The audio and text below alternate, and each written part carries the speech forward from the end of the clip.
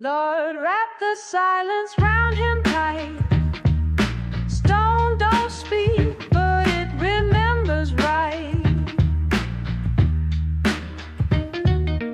Velvet on the headstone, prayers in the marble brain. Doe feathers float where the narcos never carve a name. Wool suits in the summer smell like pine box breath. Still got ghosts from the kitchen where the Pyrex sweat. Brew from the drought like moss on a tomb wall. A kilo in the hymn book, choir never knew God. Dog tags in the desk where my ledger stay. 100 grams short, somebody bled today. Grit like the gravel at your grandmother's steps. Talk holy to the fiends, watch 'em vanish in debt. My mama wore black like she practiced grief, long before the Lord came to snatch my teeth. Velvet don't stop the pain, still they dress him soft in shame. Every bar been a eulogy, gritted with clarity. I got shot and came back with a charity. Velvet on the casket, mask on the driver, chrome on a coat rack. God is a liar. Crib smell like ghosts and unswept dreams. Mouth full of bullets, I don't just spit schemes. Hospital band in my safe by the paper. Cross on my neck, but I talk to my maker like, where was you when the shot rang out? Now I peel back the roof just to let pain out. Same kitchen where the ox got baptized. Same eyes saw mama with her hands tied. Velvet don't stop the pain, still they dress him soft in shame. Gird off the gravel with the seat still blood soaked. Blast right scribbled on the dash like gun notes. Velvet on my lap like I sat on grief. Mac on the table, clips wrapped like reef. Machine gun prayer over soul food plates. Heard the reaper hum opera at a federal gate. China white in the prayer box, St. Jude wet. I stitch halos in the suits where the shooter slept. I talk money in whispers, marble in my diction. Buried 3 cousins, all blame the addiction. Mink dragged through the rain, smell like regret, but the tags still hang and the blade still wet. Velvet don't stop the pain, still they dress him soft in shame. Stone cold velvet warm, but neither one can right what's wrong.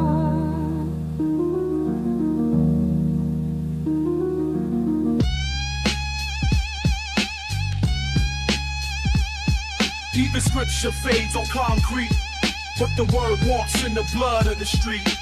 Tattooed hands held prayer beads and dice. Spoke Sanskrit stanzas over streets iced twice. Cracked lips whisper codes in concrete prayers. Each syllable a cipher, truth caught unawares. Burnt sage from the corner store, incense pack. Old heads nodded, said the gods always come back. Leather-bound journals hid beneath hoodies. Next to blades, beneath truths never shown to rookies. The block had monks, just never wore robes. They walked in silence, mapped sins and strobes. Gold fronts glimmered with ancient math. Smoke peace in the booth, but war in the path.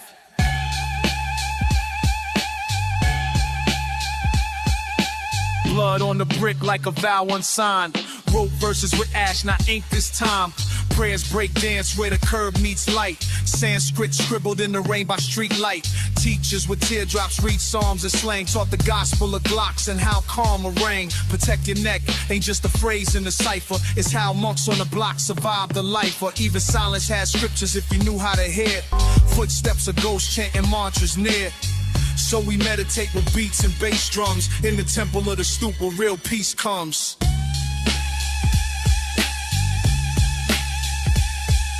Scriptures in the gutter, ain't truth on the brick. Every bar's a sermon, every rhyme's a flick. They never signed their names in stone. How about the rhythm knew who they were? I seen saints with chalk-stained hands and shoelace belts, spitting gospel about pain that nobody else felt. Heard him quote Langston over busted beats. Turn a milk crate sermon into church on the streets. He ain't tweet, he ain't post, he just taught. Drop truth like coins in the jukebox start. Wrote murals in steam on abandoned trains. Heard applause in silence, felt pride in rain. Said never chase gold, sun chased the glow. Then lit up the dusk with a whisper real low. These cats ain't legends in the record bins, but they planted whole gardens in our broken skins. They drew their dreams in alley light. In Bennett's fire you breathe, a rolling to light. They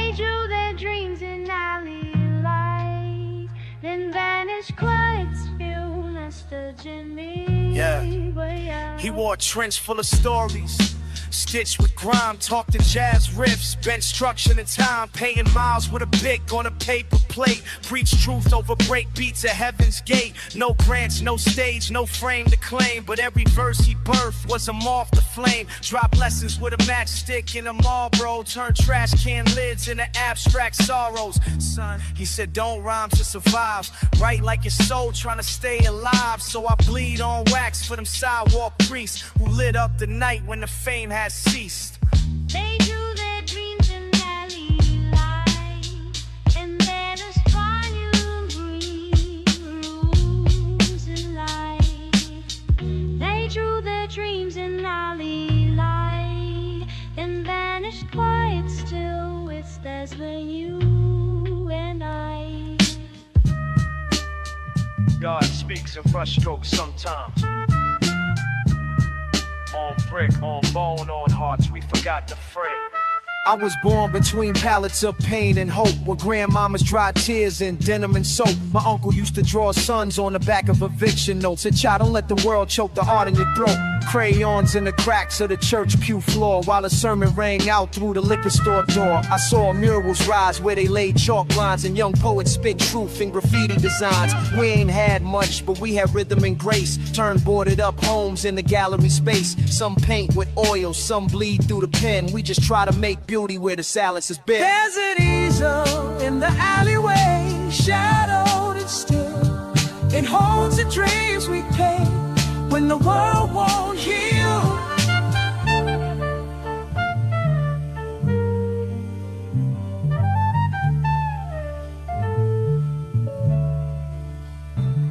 I write scriptures on street signs, sermons on stoops, sling poems like jazz and forbidden loops. Mama hum Nina while folding the sheets, and pop etch portraits with cracked receipts.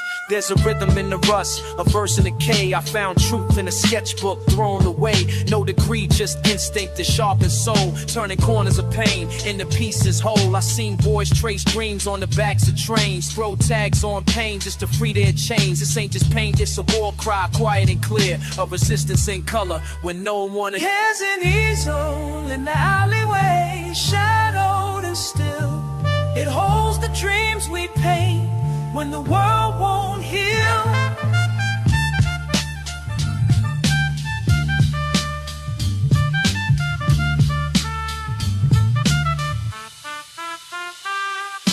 You don't light a candle in war to see. You light it to remember you're still human. I bled through the linen, dream stitched with sin. Crooked preachers in the back room baptizing gin.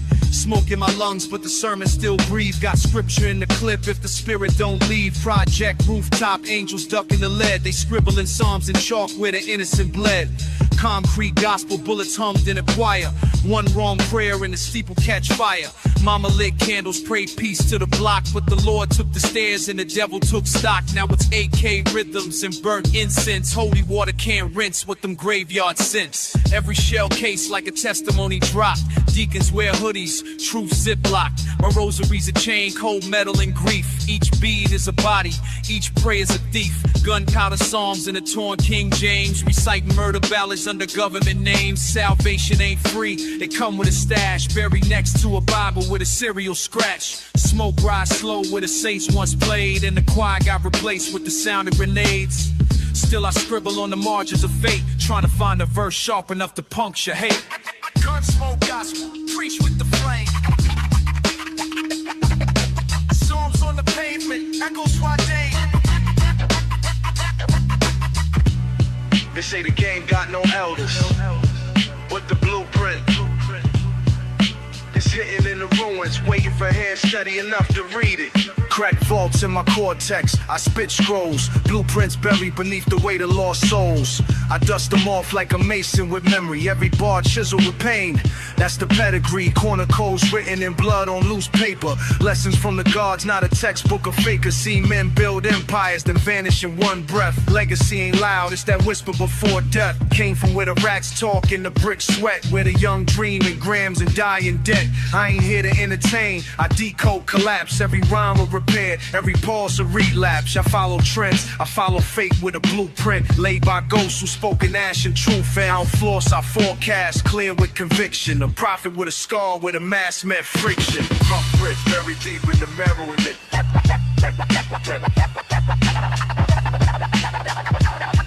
Only real was the code, what the world dismissed. Blueprints buried deep in the marrow in it.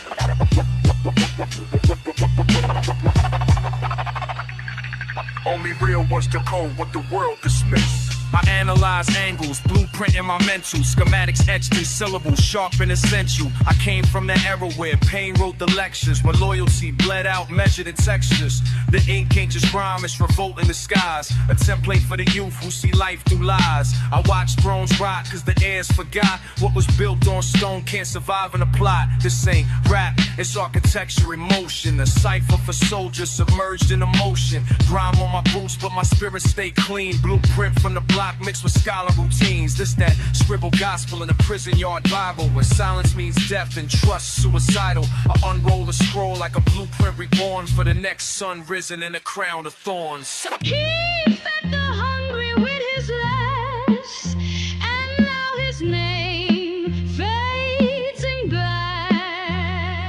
They lit candles on crates where the saint used to preach. Spoke gospel in grams, gave a sermon on each. Blessed the fiends with a fix and a truth-laced word. Had a 38 Bible and his voice never slurred. From the steps of a tenement, his prayers hit the sky. Told the shorties wear armor when they answer the why. He wore pain like a garment stitched out of dope sacks. Preached peace to the killers while they counted they packs. Whispers call them all.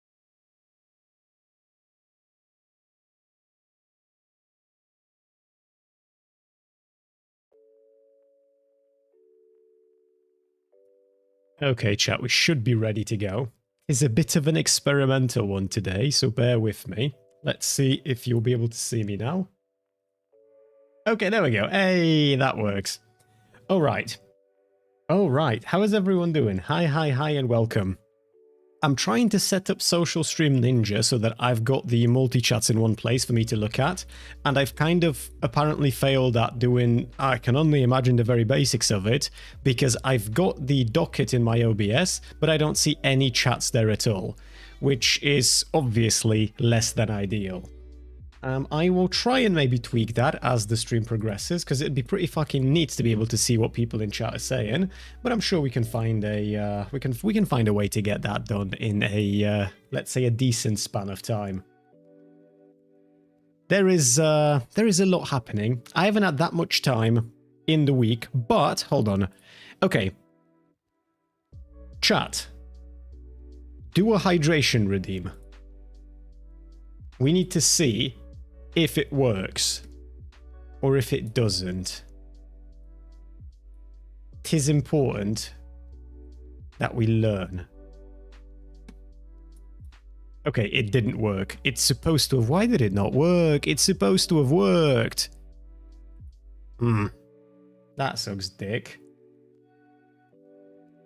I was I was playing around with StreamerBot. Hold on, everything's integrated. When I click, if I go into actions and I do a test trigger, no, it just doesn't trigger. Why does it not trigger? Hold on, let me hide my avatar away from me for a sec. We've got a lot to talk about today. And we've got a video that we will watch that is pretty funny and will let us laugh and feel joy and sort of ridicule somebody not believing that boldness is a thing. And then we've got an incredibly fucking grim video that is already grim in and of itself because it's about a pretty heavy topic of domestic abuse. And then if that wasn't bad enough, we're actually not just going to watch that video itself, but we are going to watch Destiny react to it. And Destiny has a fucking atrocious reaction to it. Quite genuinely awful. And so I think we're going to watch that because it's probably quite important that we see what the fuck is going on there. Okay, hold on. It says partially... Oh, VTube Studio's not connected. Why is it not connected? Hold on, let's connect the bad boy. Oh, hold on. Has he only just gone and fixed it? Has he only just gone and done it, chat? Okay, chat. One more time.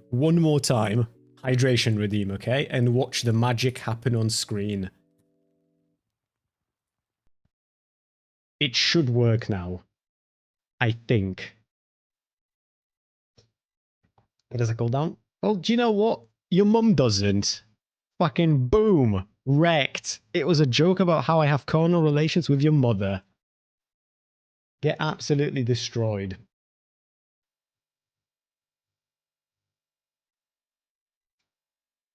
Look, it's not about once I've had a proper crack at it, Lua, we can try and figure out if maybe I'm the one who's retarded, but for now I just haven't had much free time in the week, and I did pump out 2 YouTube videos. Like, say what you will, but my boy, your boy, rather, I should say, has been grinding. Fucking grinding. 2 YouTube videos, and are pretty fucking good if I do say so myself. We're going to talk about them in just a moment. Okay, when Hydration Redeem becomes available again, fire away. Actually, hold on. I can just redeem shit myself, can't I?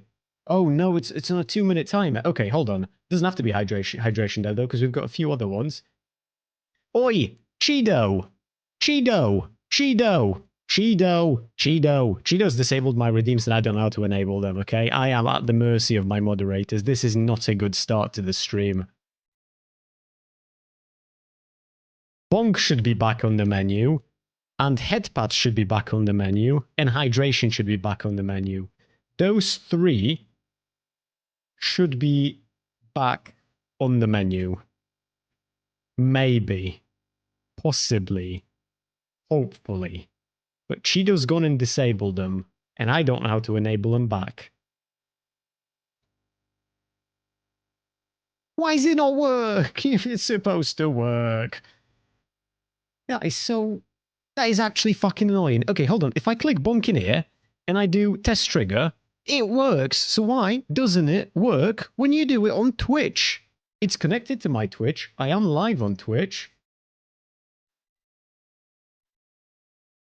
This is so weird. What about headpads? Okay, headpads work though. Maybe it's something with the redeem then.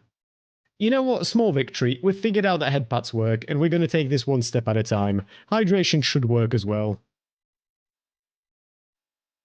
Bonk worked twice. Wait, did it work? I've manually activated it once. Hold on, let's have a look. Let's have a look. Let's see. Where is the bonk?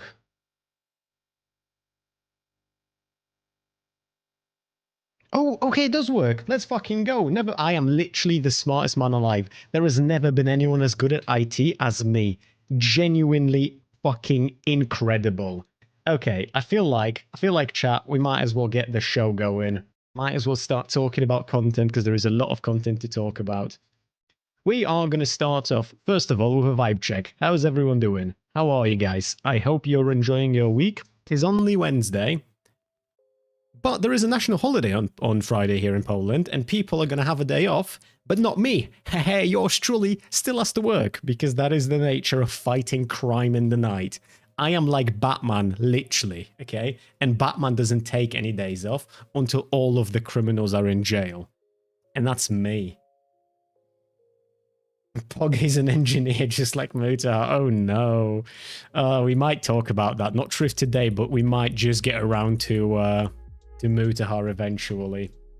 Look, chat. I've been active, okay? I've been doing a lot recently.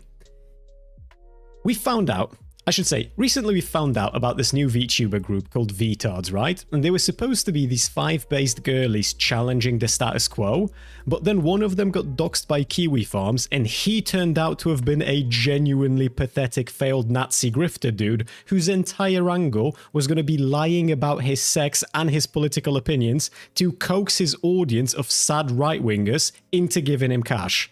And he was doing that as a Hail Mary because everything else he did in life didn't pan out at that point.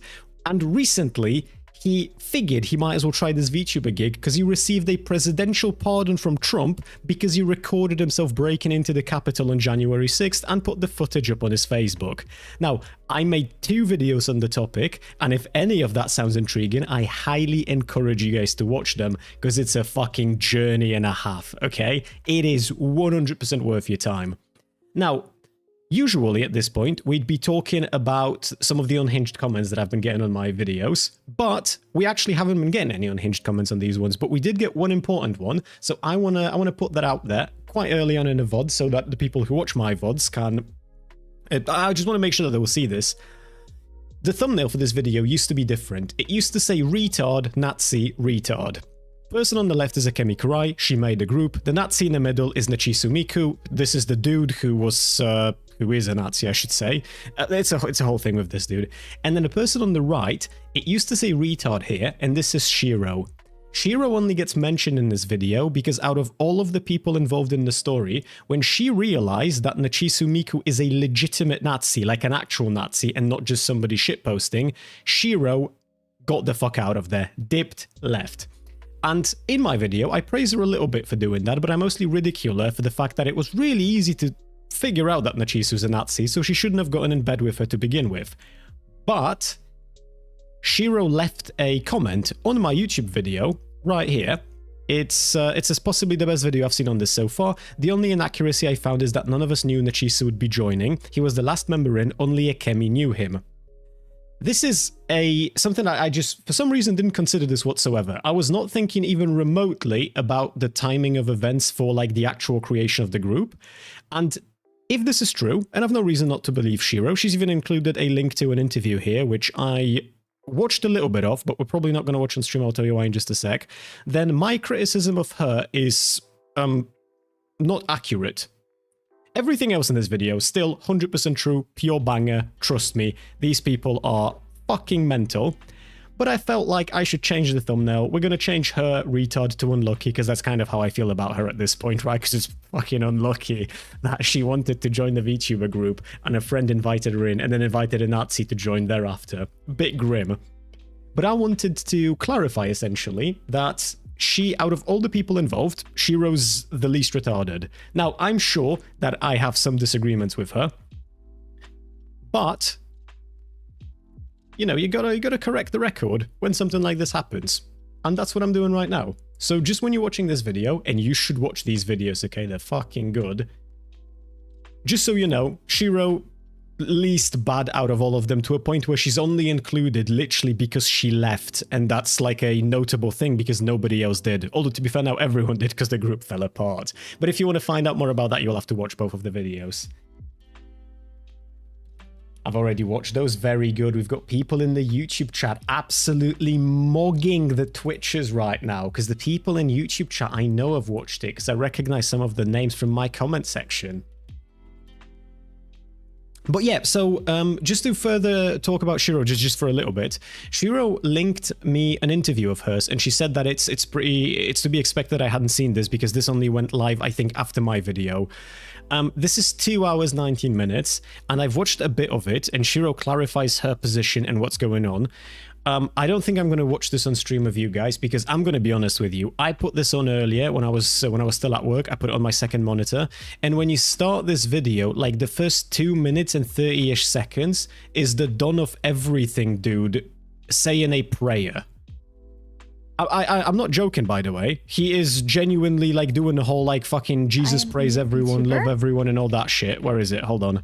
Awake, aware, and anchored in you. In the name of the Father, the Son, and the Holy Spirit. Yeah, I've realized when this happened. Look, I've no issues whatsoever. If you're religious, be religious. If you want to do praise at the start of the stream, do praise at the start of the stream.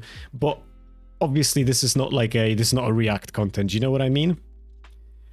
But yeah, essentially, that's all I wanted to say when it comes to these. When it comes to the Shiro situation, clarifying what I got wrong. Shiro's alright in the context of this story specifically, still very worthwhile for you to watch because the bit about Shiro is literally like 2 minutes out of the 20-minute video. And then we've got this one, which is obviously to do with... God, there is so much about this story, but I don't want to spoil the video for you because I kind of want you to watch the video so you find out why now I'm calling Akemi a Fed and why Nines is dumb. But just... okay, hold on, I can't stop myself. I'm so sorry for spoiling this. Akemi's the leader of the group, and she invited the Nazi and everyone. Akemi's parent, and this Akemi came out with this information on her own, and nobody forced her. She just decided to volunteer the information that one of her parents or both of her parents, I don't know because the way it was worded doesn't clarify, work for the federal fucking government. And what Akemi does in her spare time is tell women that she hopes they'll be raped if they have a difference of opinion, and she's buddy-buddy with an actual Nazi. Like, do you know what I mean? And then she volunteers the information that she might also be a Fed on top of it. I just don't understand people, I guess, at the end of the day, you know? I think I do, and then they do something where I realize I don't. Oh, fuck me. Shouldn't they be named something like V-turds or something like that? I'm gonna be honest with you. I feel like V-tards was perfectly apt, and this would have probably been quite okay for them if not for Nachisu Miku, which makes it all the more funny why somebody like Nines threw all of her credibility behind Nachisu, and she keeps doing it for some very bizarre reason. To be honest, if they work in the federal government, they might be fine with her being friends with a Nazi. To be fair, it is the Trump's America now. But it's just, obviously, the whole situation's a big fucking mess. But yeah, watch the videos. I've released 2 of them. There are going to be more, not on this topic specifically, but just there are going to be more in the near future. Ever since I'm on the new computer, which, once again, thank you from the bottom of my art chat. The subathon went splendid. I'll be rolling out the rewards soon. I promise, double promise, triple promise. Ever since I'm on this new computer, the entire process of recording videos, editing everything, and exporting it has been a dream. Fucking DaVinci doesn't crash in the middle of me working on it anymore. Like, I don't have to refresh the actual fucking Windows application because I've recorded too long of a clip and it made my CPU shit itself. The actual exporting of the video doesn't take an hour and a half anymore. Like, as soon as I finished the first one, I just immediately wanted to start working on the second one because I haven't had an experience of video making this smooth ever. Do you know what I mean? Like, we've actually got technology now. The one computer in Poland is working overtime. I'm one of those peeps who watched both of those videos from start to finish. Very good, Commander Rudd. Very good. Love you for it. But yeah, in terms of these 2 videos, that's going to be it. We have the racism test, which I feel like we might get to first, just while we're still in the sort of brain breaky thingamajig phase. Might do a bit of GeoGuessr later, but I'm not logged into GeoGuessr on this browser, and I don't know if I remember my password. So, no promises on that one, but we might. Okay, we might. And what are your new specs? Thank you for thank you for linking that, Cheeto. I shall go ahead and post these in YouTube chat as well, because Andreas in there was asking for those. And then once we're done with the racism test, we've got a short video from Abbott and Preach where this is a funny video because this is actually the second person, believe it or not the first person, the second person I've ever seen who doesn't believe in balding as like a reality. Like, just doesn't, bald people, balding is not a thing to these people. She's the second one like that I've ever seen. And I feel like if there's 2 of them, then it might be onto something, you know? Chris, I have an even dumber racism test for you. Ooh, I know that this one's wildly inaccurate, but I still kind of feel like wanting to do it. Such a weird theory to have. No, Aminax, when you've got at least 2 people believing something, it's gotta be real. That's how cults start, okay? Call me K-Rude. Will do. That's a crazy graphic card. I am very happy with I'm very happy with the fact that I've put the fucker together and everything works. Also, on YouTube, so on Twitch, later on when I'm playing the game and we're watching the videos, on Twitch you should have good quality, good bitrate, everything should be Gucci. On YouTube, if you guys can keep me updated on whether there are any dips in quality, lags, anything like that, please do. Because I've changed my settings around and the Twitch stream is being carried by my GPU. The YouTube stream is being carried by my CPU. Both of them are more than apt to do the task, but the settings themselves might be a little bit fucky. You're obligated to talk about the baldness topic? True. Shithouse Ray. That one says race purity test. I don't know about that one. Is everything on this... Is everything on this Twitch friendly, Ray? As in, like, there isn't going to be the N-word blasted anywhere or anything like that? Because obviously I have to abide by the rules of the platforms that I'm on. And to be fair, even if that wasn't against the rules, I don't particularly want to be blasting the N-word. Do you know what I mean?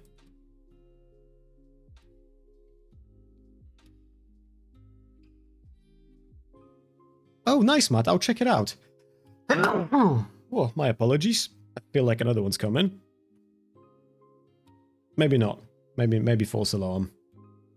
But okay. Racism test based on research from the University of Maryland and UC Santa Barbara. Racism covers prejudice, discrimination, or antagonism directed against someone of a different race than one's own. You can be racist to your own race. I can actually think of one really good example. But we'll see what the questions lead. In spite of this definition, however, not everyone agrees what constitutes racism and what doesn't. To this end, researchers at the University of Maryland and the University of California, Santa Barbara created their own instrument for measuring white majority racism directed against non-white minorities. To take the racism test, indicate your level of agreement or disagreement with each of the following statements below.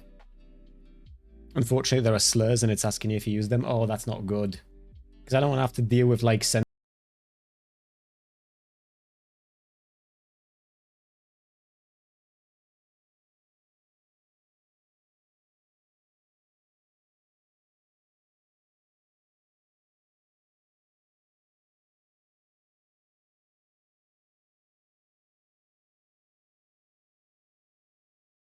white people. I'd say everyone, but I'd say I agree. It's pretty good to know what shit your ancestors were up to, right? Especially if the shit might have been massively fucking racist. It's probably pretty good to look into that shit.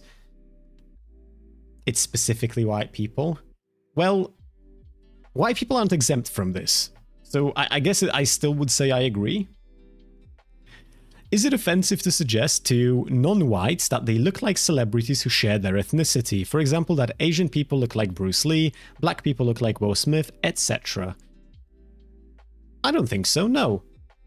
As long as you're not being weird about it, if you see a black person who looks like Will Smith and you say, hey, you look like Will Smith, I don't think that's racist. I don't think that's any more racist than if you saw a white person and you said, hey, you look like Brad Pitt. If somebody looked at me and said, I look like Brad Pitt, I'd take it as a compliment. I'd think they're fucking deluded, but I would take it as a compliment all the same. Hey, Monolith 3 stream streak, let's go! That sounds good, Monolith. I'm quite looking forward to Friday as well. And Merrick's with the 1 bitty. Thank you kindly, my friend. Thank you, thank you. So yeah, I would say no. I'm saying, what if they don't look like Bruce Lee at all and they're just an Asian man? Well, then it'd be racist, wouldn't it? Because then you're no longer making it... You're no longer comparing them to that person based on what they look like, right? It's okay to portray non-whites in commercials as acting subserviently towards whites. I don't have an opinion on this one. I feel like it's okay to cast anyone in a commercial acting subserviently towards anyone else. Do you know what I mean? If it's a commercial, I might feel some type of way depending on the details of the commercial, but I don't think I agree or disagree with this.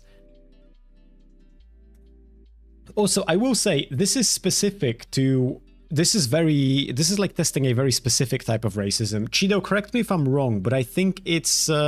you said this... I think you've said this in my Discord, that you take issue with how it goes about, essentially...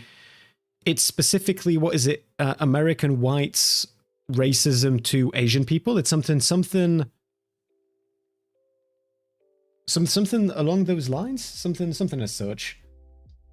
My cousin looks like Will Smith and he ain't even black. Well, see, there you go. If a commercial is about a service, is it okay to cast the service people as not white? It's okay to cast non-white people as service people, unless you're casting non-white people as service people because they're non-white. Do you know what I mean? It's okay to portray non-whites in Western movies in accordance with racial stereotypes. For example, Arabic people are prone to violence, Asians are non-assertive, etc. I'd say that sucks. Right? Like, that's usually pretty bad. I don't know if I want to do 1 tick or 2 ticks. I watch a lot of movies. And I don't like how very cliche a lot of movies are nowadays, insofar as you see the, like, at the beginning of the movie, you can tell exactly how that movie's going to go. If it's a tropey, yes, thank you, Leonard. If that movie's starring Dwayne Johnson or Jason Statham, you know exactly what's going to happen at every arc of the story. Now, I'm still going to watch them, but I'm just saying that, like, it kind of sucks dick, doesn't it? It may sometimes be necessary for Western governments to detain or investigate non-whites for actions that would not arouse suspicion if done by white people. No, that I obviously disagree with, unless somebody can steelman this and provide me a good example of such an action. I don't really think minorities in the West were historically the target of racist action. Fuck off. Is it okay to make jokes about the food that is served in restaurants owned by non-whites? For example, lots of garlic in restaurants owned by... How do you pronounce this word? Because every time we stumble on this word, I feel like I'm just... Have any of you guys watched The Dictator? You know in The Dictator when there's the bit where he's being tortured, and he says that, like, he's talking about how everyone's just that type of Arab. It's just that scene is fucking ingrained into my mind. And I don't know how to... I'll just say Arabic people. I'll stick with that. Because I... Fuck me, you know? Dog meat in Asian restaurants, etc. No, that's obviously racist, right? It's obviously. There is a version of that, like... not that specifically, because that's to do with restaurants, but I used an example. I used an example of my mum saying, you know, arigato to the Korean server. Like, that's racist, but it's like, it's not the kind of racism that you take issue with. Like, do you know what I mean? Like, she meant well, she had good intentions, she sort of blasted Japanese at a Korean dude, and there is a lot of historical animosity there, but she didn't mean anything bad by it. Like, you know, it's okay. It's not harming anyone, really. Is it offensive to tell non-whites that they speak English so well? If that's your only criteria for it, then I'd say so. But I'm going to leave that one in the middle. Because sometimes if somebody, like, if you've got an immigrant and he speaks English well, it's not a problem to say they speak English well. I get that comment twice a fucking week. And there's no, like, ill will behind it. Is it offensive to ask non-whites where they're really from? Yeah, that was pretty racist. If you phrase it like this, like, where are you really from? That one's pretty bad. Wow, silly. I didn't expect microaggressions in chat from you. Fucking racist. The Rock is a mixed bag. It's either Jurassic Park or some comedy. I like Dwayne Johnson. In movies. In real life, I've heard he's a bit of a cunt. But in movies, I enjoy movies with him. It's the shit you can turn your brain off to and just jive with. It is legitimate for Western countries to impose stricter immigration restrictions on people from non-white countries than they do for immigrants from white countries. I hate how this is phrased. Because, like, if the skin color is your only determination, then no. But, like, in the West, for example, there is more of a cultural similarity than there is in, like, compared to the East. But I would still say that that's pretty bad if it's just based on skin color, right? Because you're not supposed to make these determinations just based on skin color alone. There's supposed to be so much more thought that goes into it. I can't be racist towards you. All Israelis are supposedly Polish. True. I forgot about that. Yeah, the return of Zion, innit? Fucking Brown was right. It is okay to assume that people mostly have friends that share their own ethnicity. I don't feel any type of way about this. Most people do have friends that share their ethnicity, but some people don't, and I don't know if I would ever make an assumption whether they do or don't. But I don't know if I'd fault you for making that assumption either. It is okay to portray non-white characters in TV shows as speaking poor and or heavily accented English. Again, it depends, right? Depends on the TV show, on the time period, and how it's done.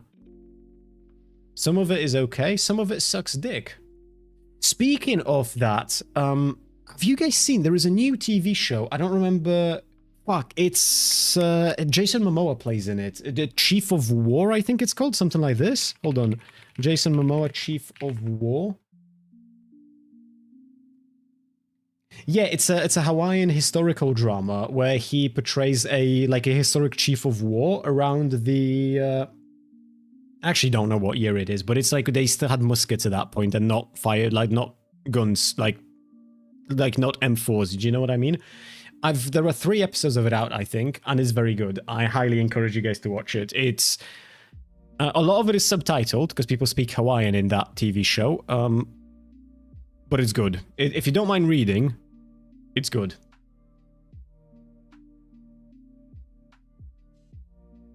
I assume Chris's friends in Poland are mostly white? Let me think. I mean, mostly it would be accurate, yeah. I do think I have for a Polish person, I feel like I have a disproportionate amount of non-white friends, though. Like, I would be, like, you know how people do this, like, I can't be racist because I have a black friend?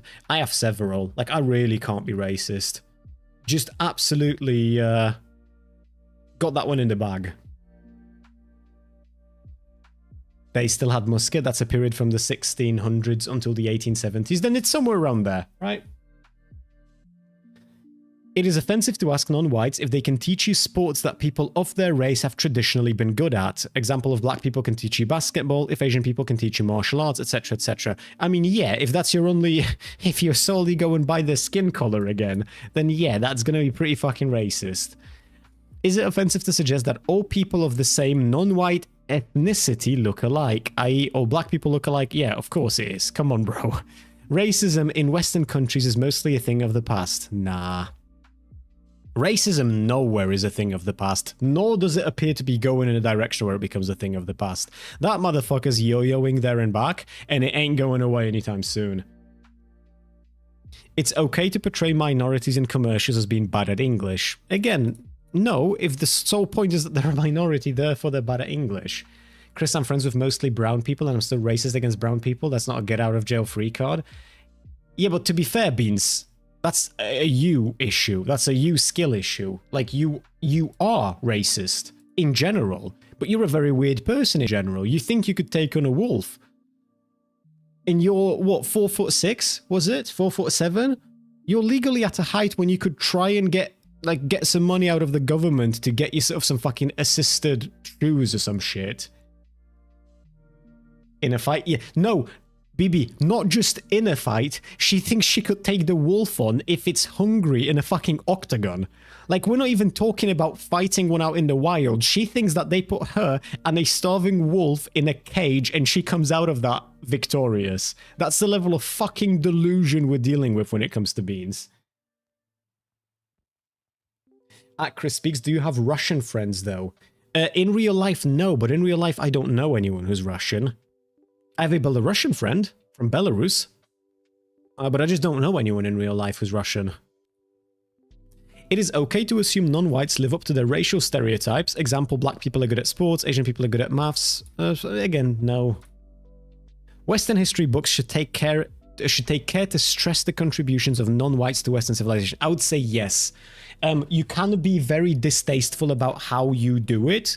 God knows people lose their shit when that happens. But you can also be very tasteful about how you do it, and you should talk about it. Because there is a lot of this fucking contribution that goes unspoken for. And it would be very good for all of us, frankly, to learn more about it.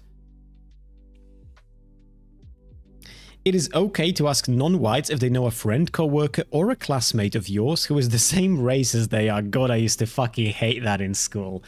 People used to ask me, back when I used to live in England, I would go to school, if I knew where other Polish people were, because there were only like 4 or 5 of us at the school. And the only thing I hated more than people asking me if I know where the other Polish people were is that I did know where the other Polish people were, because I knew what lessons and classes they were in. And it wasn't really that difficult to remember because there were only 5 of us in the school. So, like, it was simultaneously very fucking annoying, but I also did know where they are. It is okay to assume that the kitchens in restaurants owned by non-whites are generally dirtier than the kitchens in restaurants owned by whites. No. Finish. Let's see. How racist are we? You versus populational average. I am 1.81% more prone to general racism than the average person.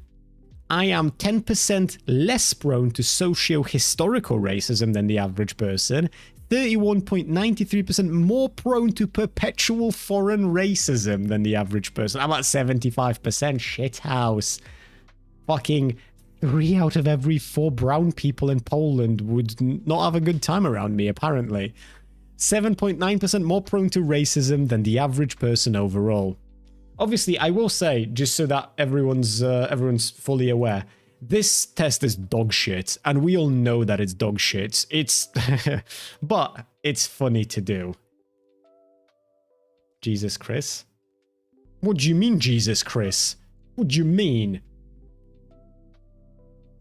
It's very reductive. It's not just reductive. I'm pretty sure we've arrived at the conclusion that it is legitimately dog water. It is wank. Poo-poo. Fucking wear a diaper while doing it kind of shithouse.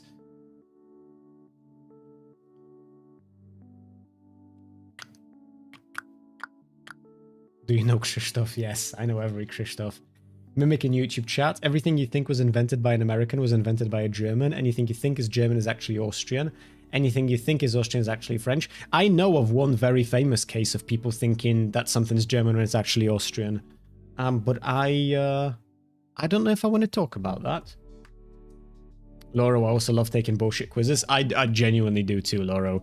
I still remember ages ago we did a quiz on what type of garlic bread I'd be. Lightly toasted. What you just said about Polish people reminded me of that scene in Men in Black 3, that just because he's black doesn't mean he stole the car, but then he admits to stealing the car.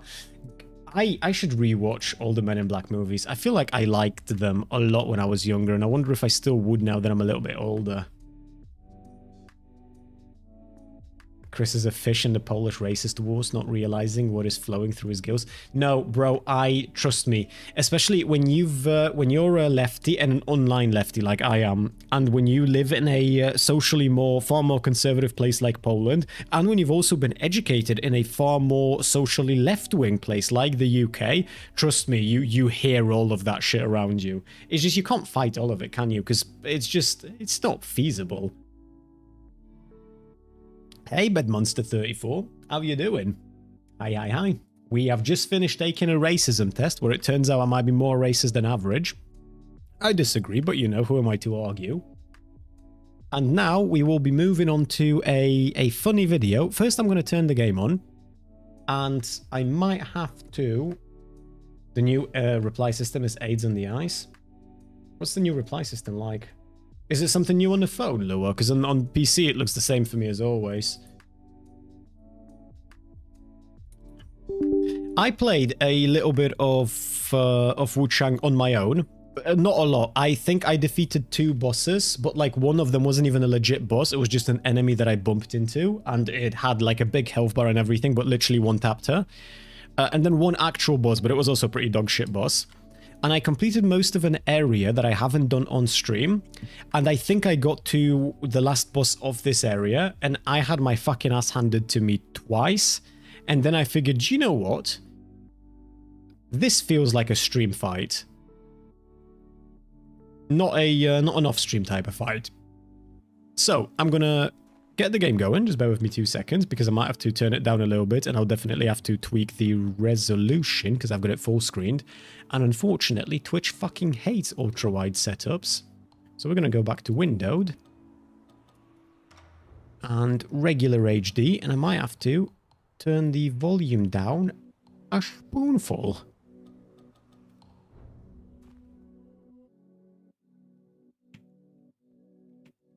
No worries, BedMonster. We have no issues with paragraph Andes in here. And to be fair, you're nowhere near the bit where if you put a really, really long paragraph in chat, people are going to mock you by copying what you've wrote and then pasting it in chat over and over and over again. Trust me, you are nowhere near that length. But when somebody is, you will see. It's a fun little bit of of Twitch culture for you. But let me actually read what you've said.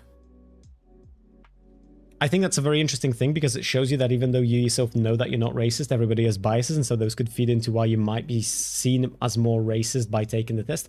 Yeah, at the end of the day, the test is hyper-specifically testing like a branch of racism that is... Like, I'm a lefty and it feels kind of wokey. Do you know what I mean? I DMCA'd... Oh, sorry, I DM'd a screenshot of the reply system. Oh, is that on the phone, Lua? It looks exactly like it does on the on PC now. Did it used to be different on the phone? Did it used to be cooler? Because that's what it looks like for me, but that's what it always looked like for me. And also, Bedmonster, thank you for the follow, buddy. Welcome, welcome. I hope you enjoy your stay. We do politics, we do drama topics, we do a little bit of tomfoolery. Fingers crossed, you will find something to your like in here. But okay, unserious video, and then we do the serious video, and the serious video is like an actual serious video. It's fucking grim. So before we move on to that, I want to do a little bit more brain rot. So let Abba and Preach introduce us to somebody who doesn't believe that balding is real. And as we watch that, I am going to be playing Wu Chang.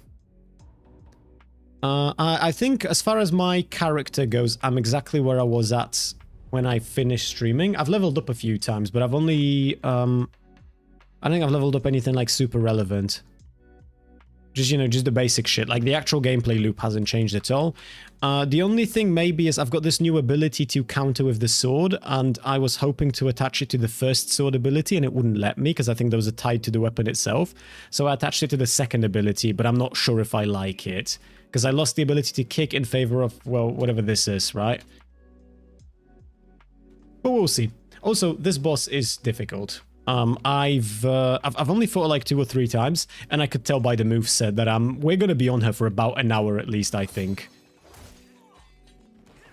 But hey, who knows? Maybe I'll be better, you know? Maybe I'll be stronger. Maybe I'll make you all proud. The questions are really, really bad. What the text lots of questions actually ask for is not what I imagine they're trying to ask about. I wonder if that quest was even, like, supposed to have escaped the highly academic, I don't know, circumstance, if that makes sense? Scenario? Not scenario. What am I thinking of?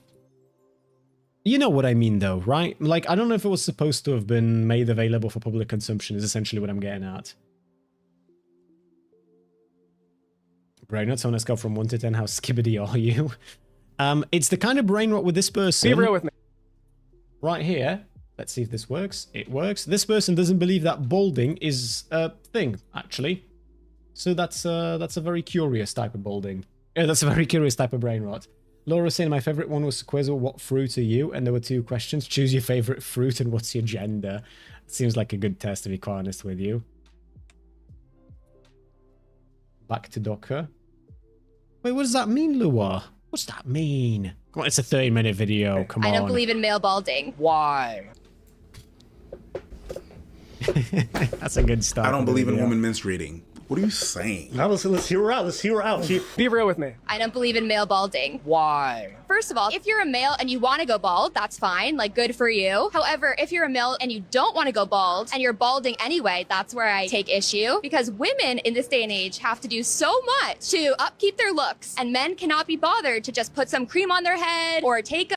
Oh, do you know what this reminds me of? There was... ages ago, I must have been a teenager when this was going around, but there was this really fucking, that was back when Vine was a thing, that was even like before TikTok. There was this really popular Vine that went, I'm pretty sure it was rage bait, but there was this really popular Vine that went around where there was a chick saying that you have no excuse for being short, just hit the gym and stop being lazy. And it's just to be fair, that take is a little bit more out there than this one, but it's such a fucking brilliant thing to hear, you know?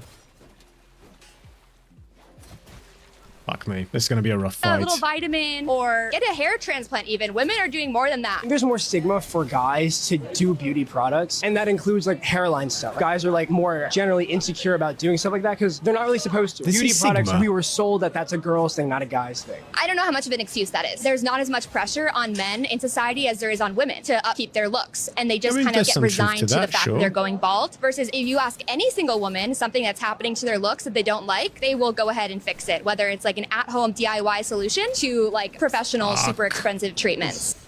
Interesting listening because like you realize a lot of people approach social issues, especially when they involve gender, and it's just crabs in the bucket. It's like we both in this thing suffering from you know, quote unquote oppressive beauty standards. Right? And they push women to do all kinds of harmful things themselves. Yes. Just today, I read something about some lady who did her second BBL surgery. She died, 24. Oof, The third, Jesus. The third BBL. So Why? young, 24. Yes, 24. Right? And here you are lambasting men for not doing enough. You know, Why'd she die? I know those can get dangerous, but they must have, like, really fucking... Why'd she die? Jesus fucking hell. I knew that... I mean, I suppose I know that they're dangerous, but at the same time, it's, Is it, like, on the operating table, or is it something else that happens? Does anyone know what they're talking about? I thought it would be more delusional than this. I mean, it's milder than what I had expected. Because to be fair, if the take here is that you can do things in order to stop balding, then I understand what you're saying. But that still is a pretty fucking ignorant take. There is this, there is this thing that people, a lot of men use this for balding. It's, you put a few drops of it on your head and you rub it in. What am I thinking of? It starts with a B, I think. Chat, I'm bound to have dudes in here who are balding and who have looked into it. What am I thinking of here? I think it starts with a B. It's a chemical that you can use. It helps hair growth in general. What am I?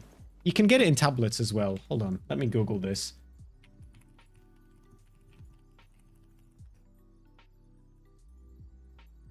Rogaine is minoxidil is one of them. Minoxidil is in Rogaine, but I think there's something that starts with a B. And it's not balm. I'm thinking of like the scientific name of it. Biotin. Biotin is what I'm thinking of. If you're a dude who's balding and you start taking biotin and Rogaine and then that balding stops, that is fucking brilliant. It doesn't stop for everyone, but even if it stops, you have to take that shit for the rest of your fucking life at that point. Like, I'd rather be bald. I say this as somebody who is bald.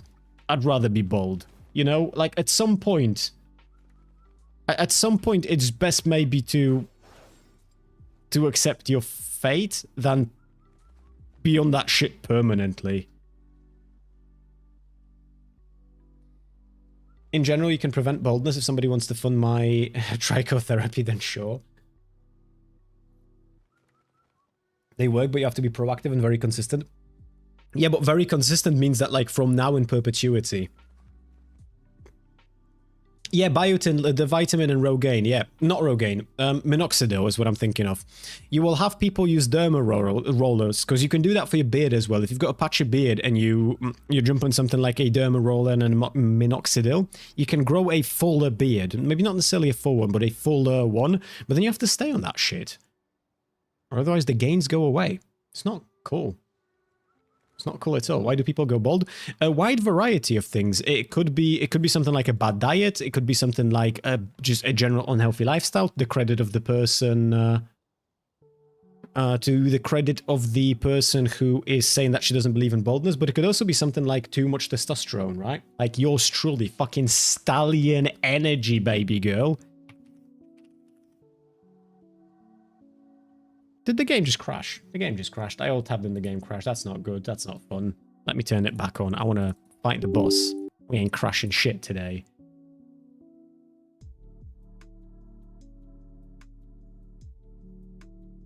Ma. Thank you, Cooper. I literally have never seen a more coherent message than just you saying, Ma. Too much testosterone, which is funny. You'd think it's the opposite. You would, wouldn't you? I still have beef with the fact that people look at me when I talk about being bald, right? Having gone bald very early. People will look at me and they'll go like, "Oh, you must have a lot of testosterone." Like, yeah, you can take some. I would rather have hair. Didn't ask for this. Didn't volunteer. It wasn't a queue for, you know, heightened levels of testosterone. Just happens to have happened. Not cool. Don't like it. But hey, it is what it is. You make do. And, I don't know. It is what it is, you know. It is what it is. Andreas asking, do any of the anti-balding products actually work? Minoxidil does, yeah. Rogaine contains minoxidil, so it works to some extent, but I'm pretty sure Rogaine is sort of like a It's not as bad as some people would have you believe, but it's not as good as some people claim either. And like Podung said, it's expensive. How are you doing, by the way, Cooper? How's life? How's everything?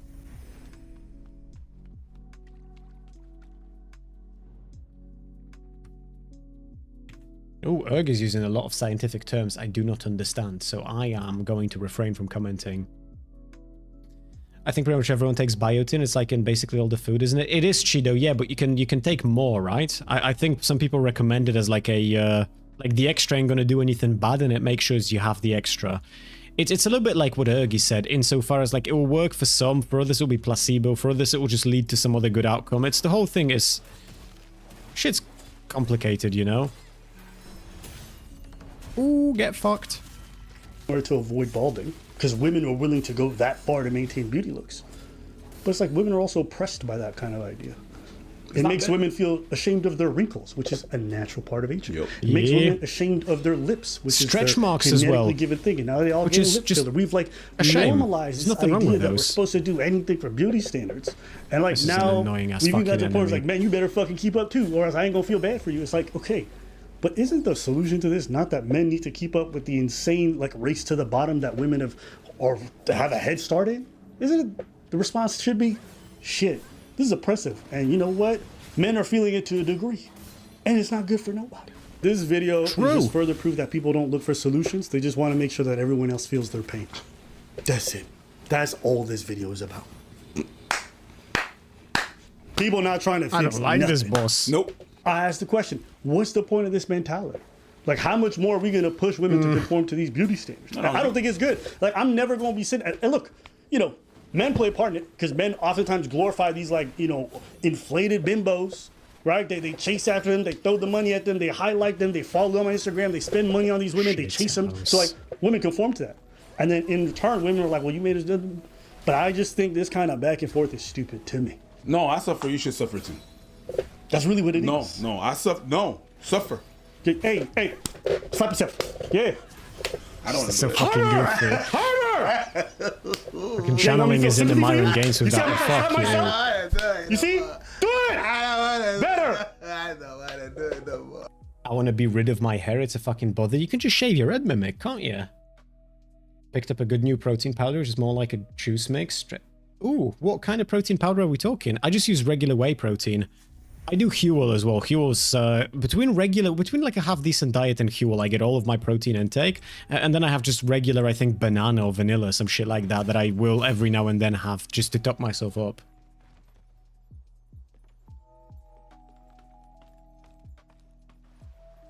Mr. Beans used to hawk minoxidil in Canada by getting me to hold on, let me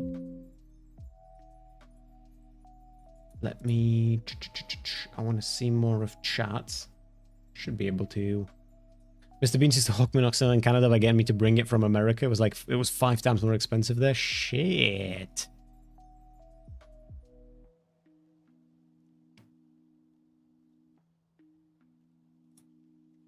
That sounds like a good business venture right there.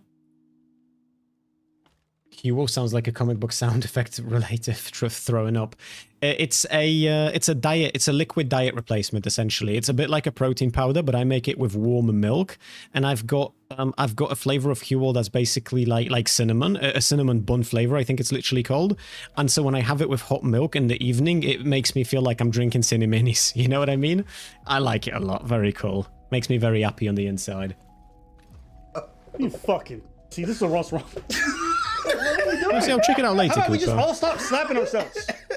Remember what I said about the race to the bottom? Okay, here. Woman writes, balding is genetic. You know what else is genetic? Thinning lips, wrinkles, breast size. And yet it is totally normal, if not expected, for women to get filler, Botox, in order to continuously keep a grasp on their youthful looks.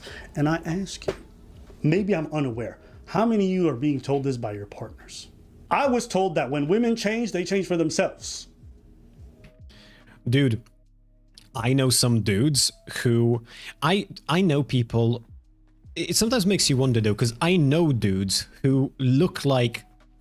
They're playing hard to get when they're hard to want, and, like, the expectations they have for their life partners are fucking mental. Now, I know that this goes both ways, but there are dudes out there who are incredibly fucking harsh on their partners for something like gaining weight, for example, when they look like absolute slobs. Super grim.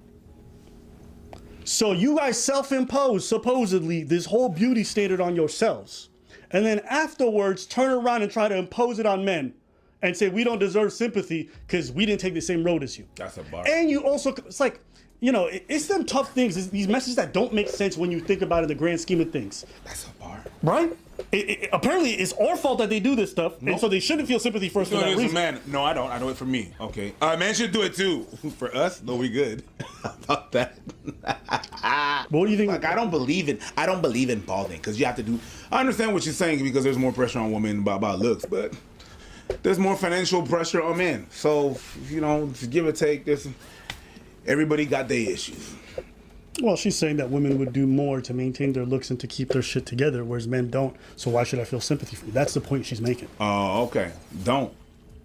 I mean, you don't have to feel sympathy, but it's you gonna. Anyway, I'm just kidding. This is being wild. That's gonna be a you issue at the end of the day, right? Yeah, I understand what you're saying, but yeah, that's how she feels. You shouldn't have any sympathy. You don't. If don't like how even if I counter it at the right time, I don't even have enough of a window to do a heavy attack. That sucks. The hair, the nails, and they don't. Well, same thing for men. Maybe they don't have it like that. Yeah, she'll just dodge it. That do not have the money to maintain whatever, the hair, the nails, and they don't. Well, same thing for men. Maybe they don't have it like that. You know what I mean? It's not every woman. Yes, there's a person for women to keep the upkeep, but there's some smart one I like. You know what? I don't have it. I don't have $150 for a set of nails every 2 weeks. I don't have the coloration of my hair I don't have it, and they don't.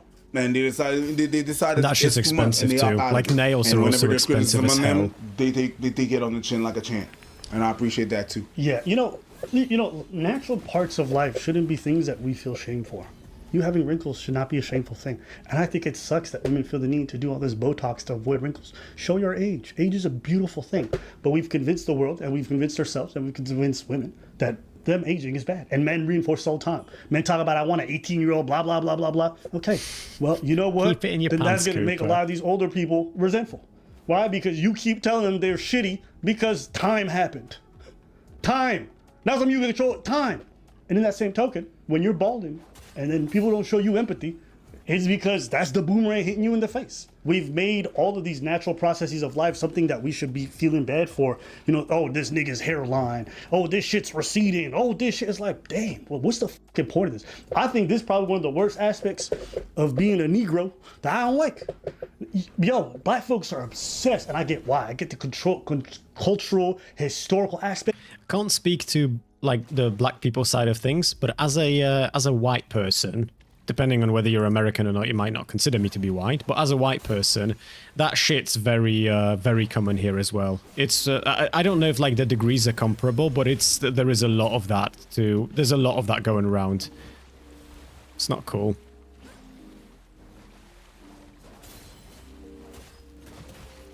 I don't really know how to approach this fight, to be perfectly honest with you. Like, I'm not clear on the,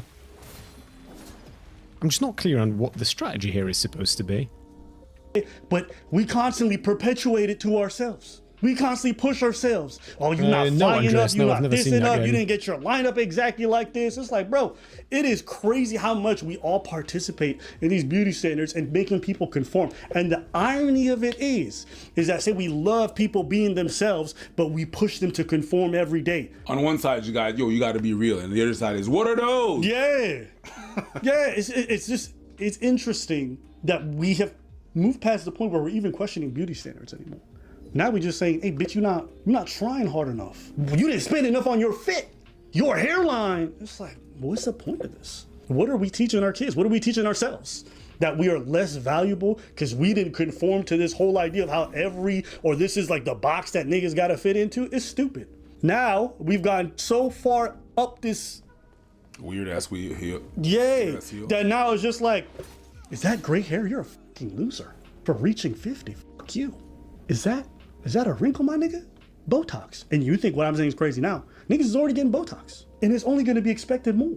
All this. Do you know what the worst part about all of that is?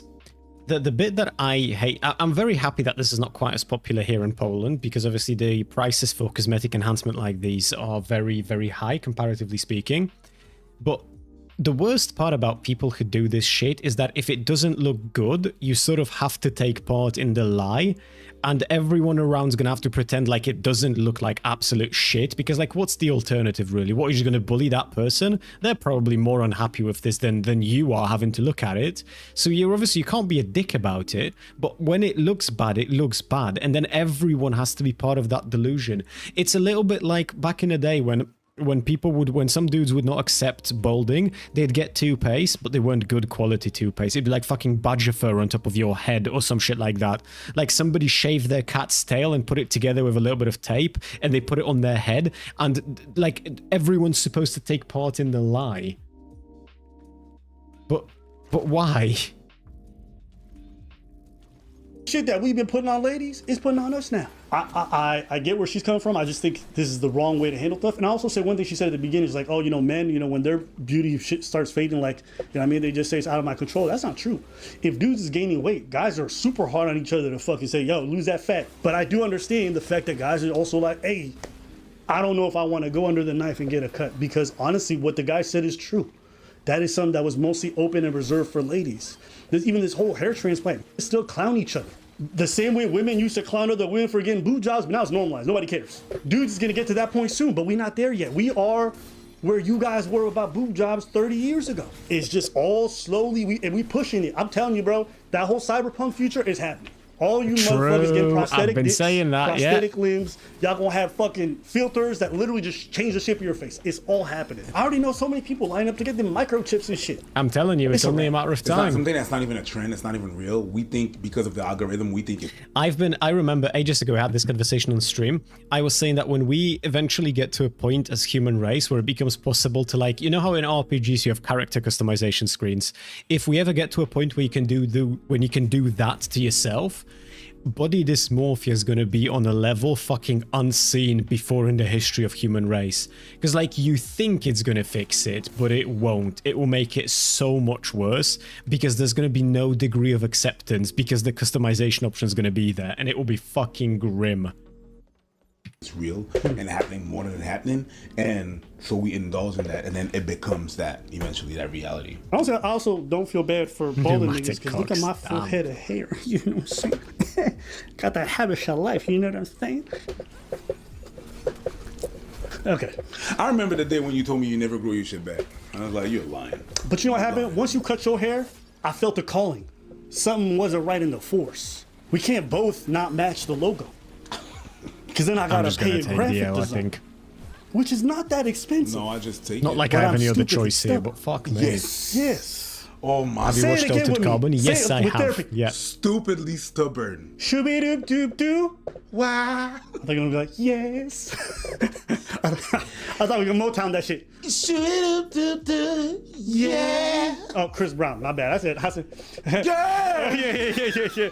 I love the relationship that they have. It's so entertaining. Girls have a lot of pressure to be valued based off their beauty, and guys have a lot of pressure to be valued more on how useful they are. And so guys kind of have an excuse. Like Jeff Bezos does not have to have hair if he doesn't want to, because he has all the money in the world. I know what you mean, but like, I wouldn't want to be with Jeff Bezos. Yeah, but you see, like, a lot of the women who have what you don't in terms of good looks, they want to be with Jeff Bezos. Why? Because what the guy said is partially true. We're rewarded for different things, right? The same way. And I mean, some ladies never gonna make much money, and they kind of resign to that fact, and they just waiting for, you know what I mean, the ride. Same way some dudes just resign to the fact that, actually, I don't know if that. I will say, obviously, my perspective on this is going to be largely influenced by the fact that, like, for example, in my relationship, it's my partner who's the breadwinner, right? She makes significantly more money than I do. So I obviously, I look at life through different perspective than a lot of those people do. And it's popular to laugh at people like Jeff Bezos' wife, for example, for only being as rich as she is because she divorced him and took half of his money. But like, a lot of support went into Jeff Bezos being who he is, and I'm pretty sure he even himself spoke about how much she supported him prior to, like, the whatever turmoil in the relationship that has caused the divorce, right? It's just, it's weird to always do this whole thing where it's like, well, it's his money and she's just taking it, when in reality, she's been backing him up at every step of the way, and is no small reason for why he even has that money to begin with. And again, I can tell, I assume that's the case with others, because that might be the case for me, right? And I'm just looking at it through my lens. But like, bro, the degree of like emotional support that I get from my fiance is so fucking insane that if I was to ever become a multi-millionaire and she wanted like to get some of that money, if like fucking, you know, God forbid, but we'd get divorced or whatever, that's like, that sounds pretty fucking reasonable, you know, all things considered. Like, she be helping out a lot. She be very good to me. How the fuck am I supposed to fight this though? Because she be moving a lot. She be moving quick, and I've got a great sword, and it ain't very quick. Okay. Did you ever attempt fighting Hong Lan before this stream? The person I'm fighting right now, I did 2 attempts on her, yeah. I got my ass handed to me twice very quickly, and then I figured, you know what, I'm gonna do this on stream. But I also do commentary on stream, so it's not conducive to high quality gameplay, do you know what I mean? Unless I lock the fuck in, and I am having a rough time locking the fuck in. She's not an easy fight, she's very quick. Do you think Michelle Obama should have been allowed to make half the decisions in the White House? No, I would say no. She wasn't voted in. She's a major component of the actual company. She wasn't just backing him up, if I remember. Well, yeah, but then at that point, that's all the more... If that's the case, then that's all the more reason for my argument, right? Maybe I don't know, maybe I should use a quicker weapon, but I feel like I'm spec'd into this entirely. I feel like I shouldn't re-spec into something else, because that's just going to be fucky.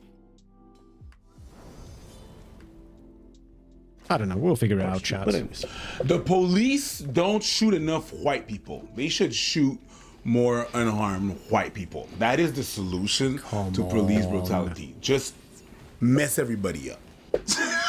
That's what should happen. And there's like a lot of these comments, you know? People say she's got a point. It literally takes 2 minutes to apply minoxidil or finasteride. Yeah, but it comes with side effects. It's just like taking a pill. Yeah. Yeah, but it's imposed. Yeah, and we should definitely do something about that. And you know what you could also come back with? You say, I think it's unfair that men impose birth control on women. And I would agree with you. Mm-hmm. Again, we're just doing this thing. I suffer, you suffer, bitch. But again, this is on everyone watching. How do you guys play into this shit? Mm-hmm. How have you talked to women or to men and pressured them to do certain things in terms of their looks? I'm not talking about working out some shit, but in terms of getting surgery, getting all this other stuff. You know, that's all I got to really say about this video. Personally, in my personal life, like, this is all we can do. We all can be accountable for our messaging. In my personal life, I've never, ever tried to pressure people in regards to how they look to get lip filler. I tell people they don't need it. I've had partners who like seriously consider it all the time, and I try to reaffirm that they're beautiful just as they are. It's all I can do. But the programming is tough, and I can tell, like, it is such a bizarre thing to love somebody, to look at them, to see them as incredibly beautiful. No matter how much you remind them, you tell them, you can tell that the world has got a grip on them.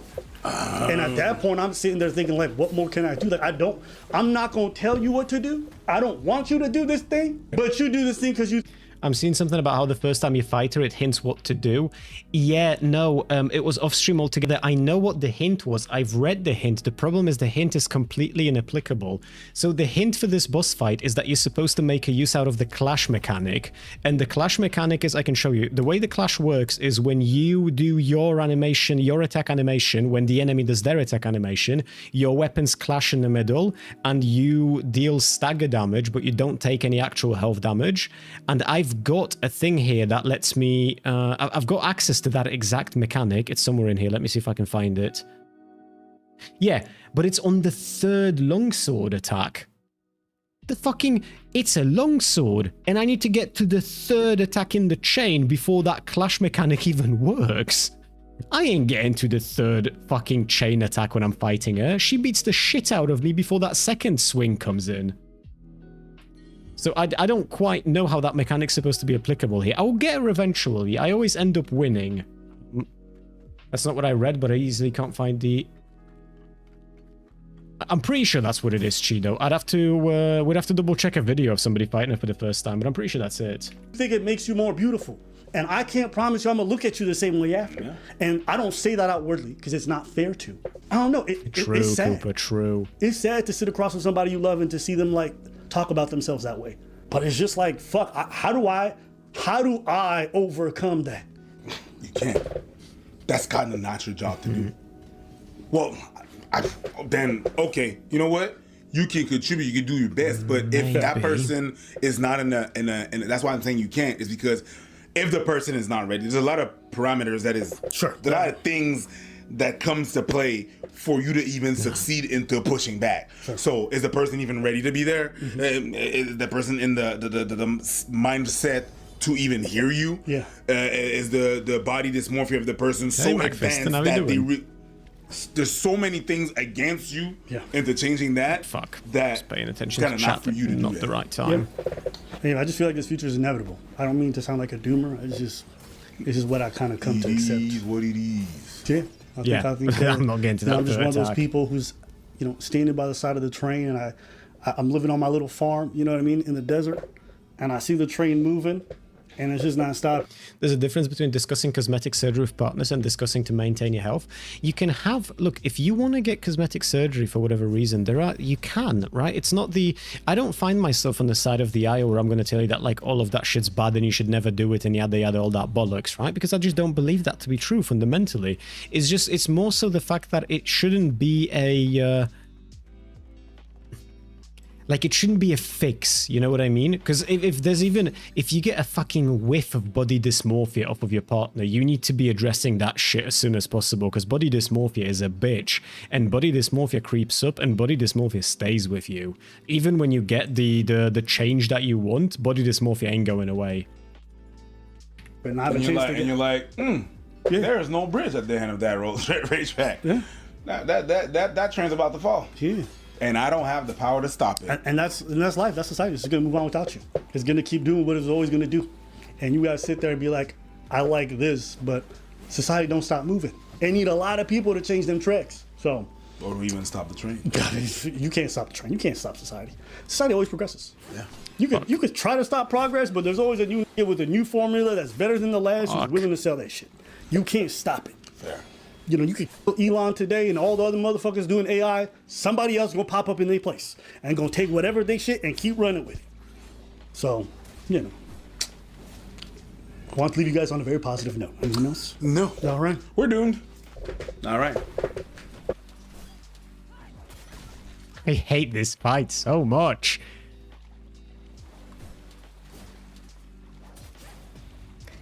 Hold on, I need to lock in. I need to block her attacks properly, and then we're moving on to the actual important bit of the stream. But we are doing this. Most people are just uploading the version where they win. Yeah. Look, the thing is, sometimes in Souls games, they'll put this boss in place, which is supposed to be like a big wall that you're supposed to overcome by becoming better and better and better, and you don't feel that improvement from attempt to attempt, but that improvement is there. It's just very hard to tap into that improvement when you're on stream and you're talking about something else.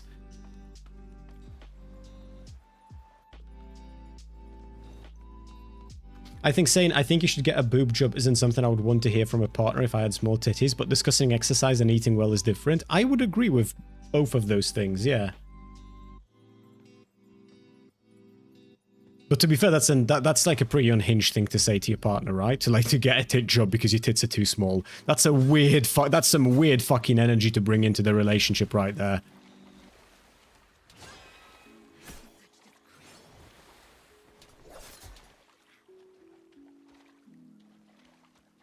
I feel like I can cheese it with this counter, but I don't know if I'm... Like, at some point, it just feels weird to be... Fuck. To be spamming the same attack over and over again, you know?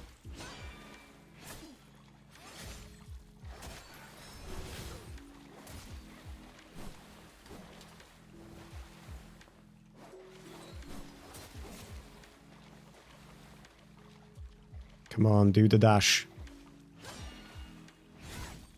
Why did that not follow up into the heavy? I was supposed to have followed up into the heavy. I mean, I've still got one of these. Hit her while she's down. Big dick energy, chat.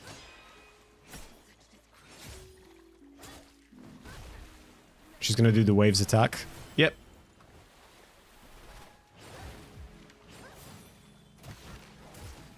Oh, she's going to do the kicks now as well. Yeah, of course. Why wouldn't you?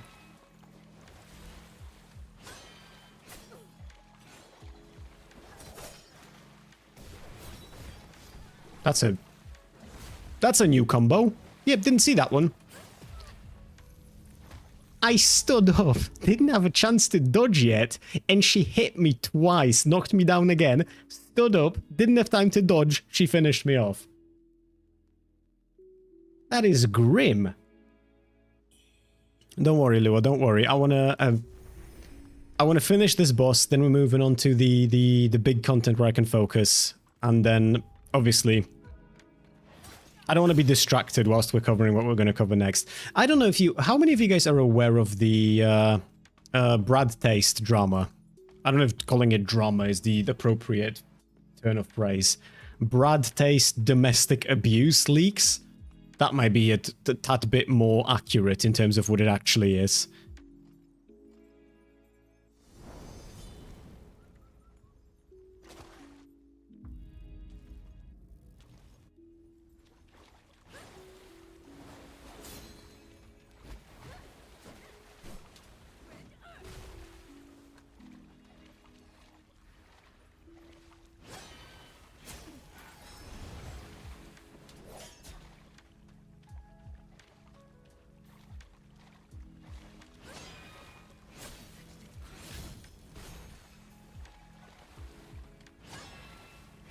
One sec, Mum, I just got to finish this game, Chris, throughout all of his teenage years. My mum actually always understood that you can't pause online games. She never made any problems out of that. I was fucking blessed, okay?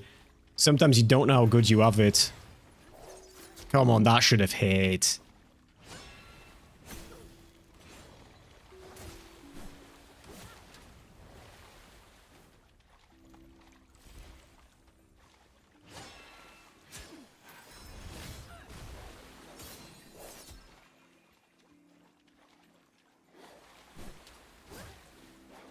Fuck off. Crazy. No, but for real. My mum never made any issues out of it. But also, to be fair, it was both me and my brother who were playing video games. So I feel like it was a lost battle for her, you know what I mean? Mistimed that like a mother. Yep, okay. There is something about the standing up iframes that I think I'm not getting in this game. Maybe there is a button that I can click to not have the shit beaten out of me when I'm on the ground. My dad was the gamer. Lucky you. Lucky you. I saw a short of Papa Gut mentioning it, but didn't pay attention. Essentially, to give you like a very mild TLDR, because we're going to go into this in just a sec.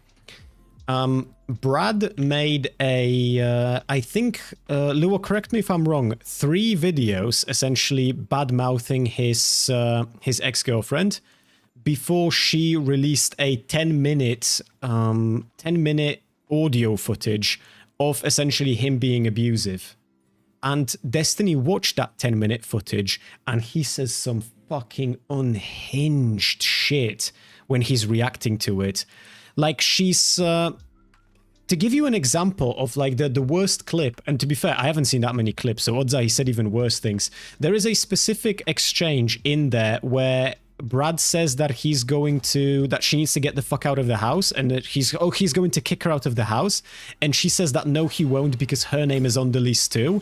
And Destiny pauses the video and starts talking about how when a woman tells you my name's on the list too, what she's actually saying is daring you to punch her so that she can use it to attack you with later, and you cannot fall for it. And I'm just listening to that like, bro, what in the fuck are you talking about? Now, I understand that Destiny probably has complicated relationships with women nowadays on account of the general fuckery of, you know, on top of being sued, then you've got the whole several ex-wives accused of his own degrees of abuse multiple different times. You've got the fact that he is currently dealing with a court case on account of him leaking sexual tapes without consent. There is like a whole thing when it comes to Destiny and sexual impropriety. So I understand that he feels some type of way about women, but like some of the shit that he's saying is just like, it's so clear that he's never going to beat the allegations. Do you know what I mean? And also, to be fair, because sometimes I have a dry delivery, so I just want to make sure that anyone who's new here doesn't miss the point. When I say I understand he's having a rough relationship with women, that's not me saying that I actually understand why he's saying what he's saying and I'm being some big empath. I'm saying he's fucked in the head, and I want to attack him for it. And one of the easiest way to do that is by pointing out essentially his court case. And the fact that, like, he's looking at what? Sexual harassment in the past, his own fair share of domestic abuse on both the receiving and the giving end of things.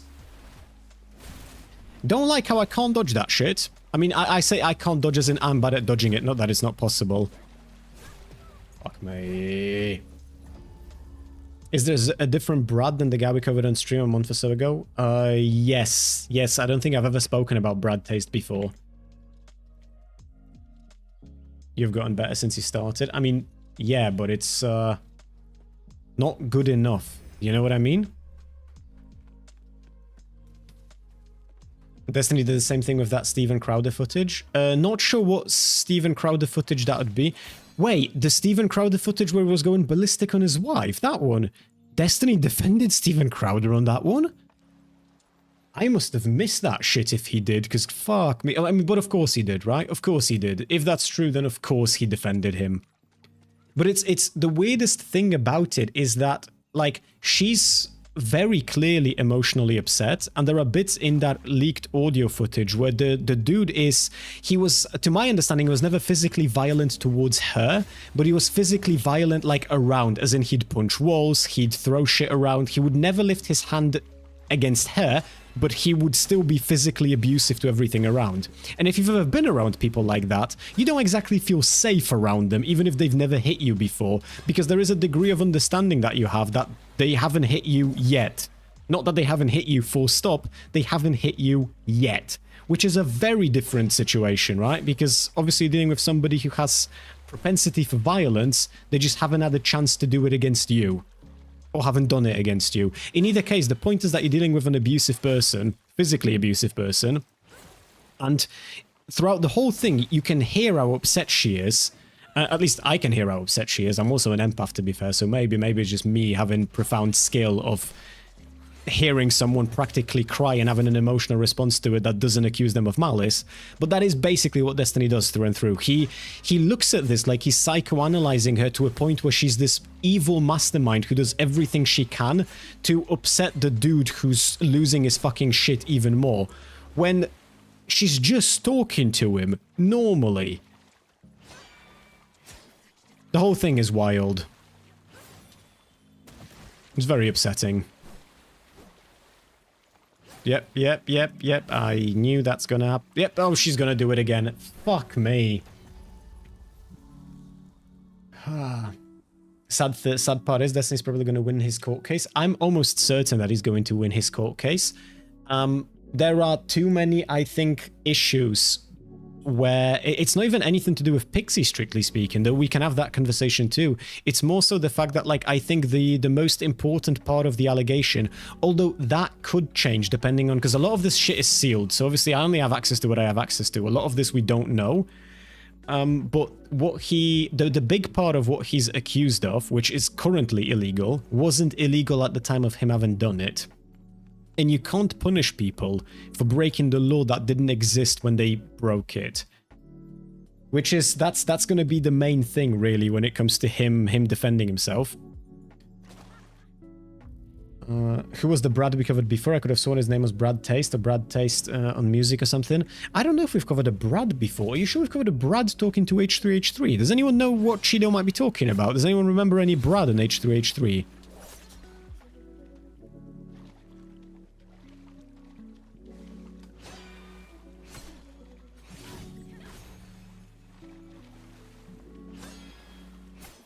He went on the podcast, apologized, and then took a break. I'm coming up empty, Chido.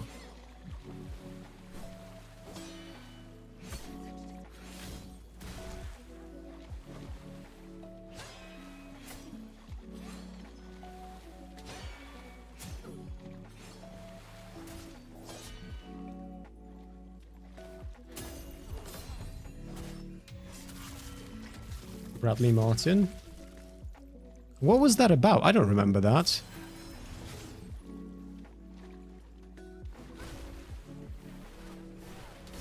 Okay, I was curious if I can parry that. I don't know why I deluded myself into thinking I might be able to when the answer's so very obviously no. I just try doing that again.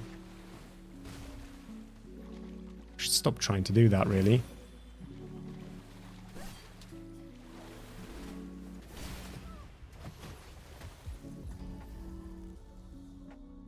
If the 3 testimonies are allowed on top of whatever they can find during discovery, it would be more of a struggle for Destiny.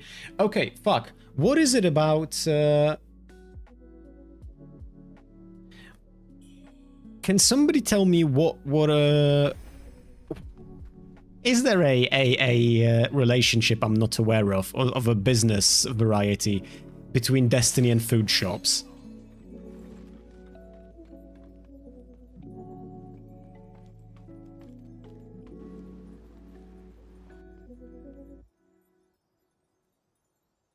Maybe we have covered it then. Maybe we have covered it, Chido, and I'm just Look, we talk about a lot of shit, right? Sometimes your boy forgets.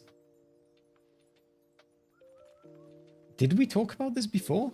Did we talk about this before? Was it a different Brad Taste drama? Because I legit have no memory.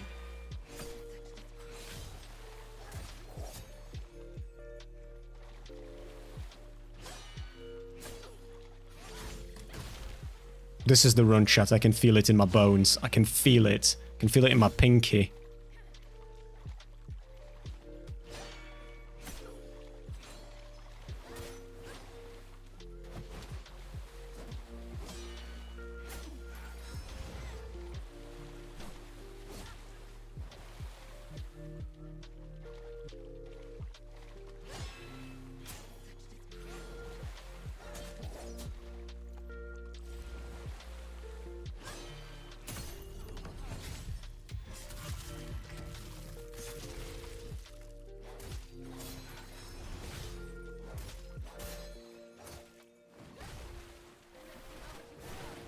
How we do the water attacks. It's very fucky because with the water attacks, fuck me. That's gonna hit me, yeah. With the water attacks, I don't know which ones I can dodge and which ones I cannot dodge. Cunt. Oh, okay, I can see what happened there. Even if I parry the attack, she just keeps going. That's a bit grim. They give me a mechanic, a whole fucking skill that lets me essentially parry her attack, and then when I do it, she still carries on with a combo. Who's designed that? Who's done it? I want their name. I want their surname. I want their home address. Because somebody needs stern fucking talking to.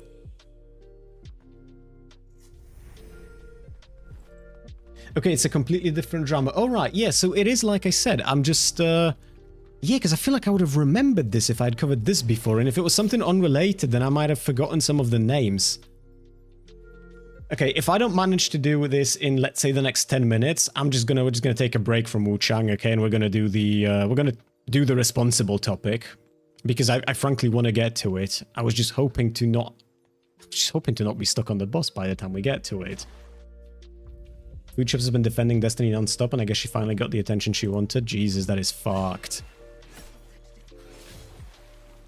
Defending Destiny in general is just such a curious thing to do.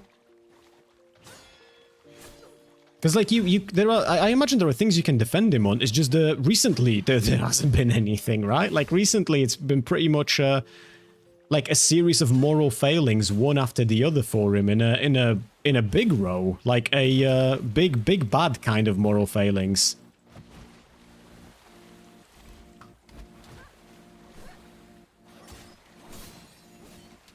Okay. I don't know how much Destiny would have to pay me to defend him. I mean, look, pragmatically speaking, if there is like a conversation about politics or whatever the fuck, and he has a take that you find agreeable, then it's one thing. But on like a moral level, he's just such a failure of a human being. It's just profound. It feels like, at least as of right now, there is no avenue of his life that you could analyze where he doesn't look like absolute disgusting fucking freak. I don't know which part currently you could genuinely look at, you could genuinely talk to someone about and just not see him as an absolutely failed human being. The absolute lack of empathy that goes into a lot of the analysis that he does, the clear issues that he has with women, like the entire fucking thing with his son is now fucked as well. It's just so, everything about him currently is just incredibly fucked.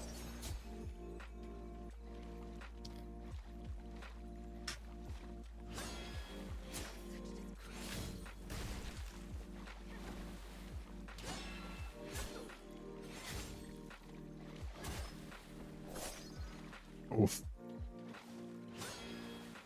A lot of damage there. Yeah, that's my bad.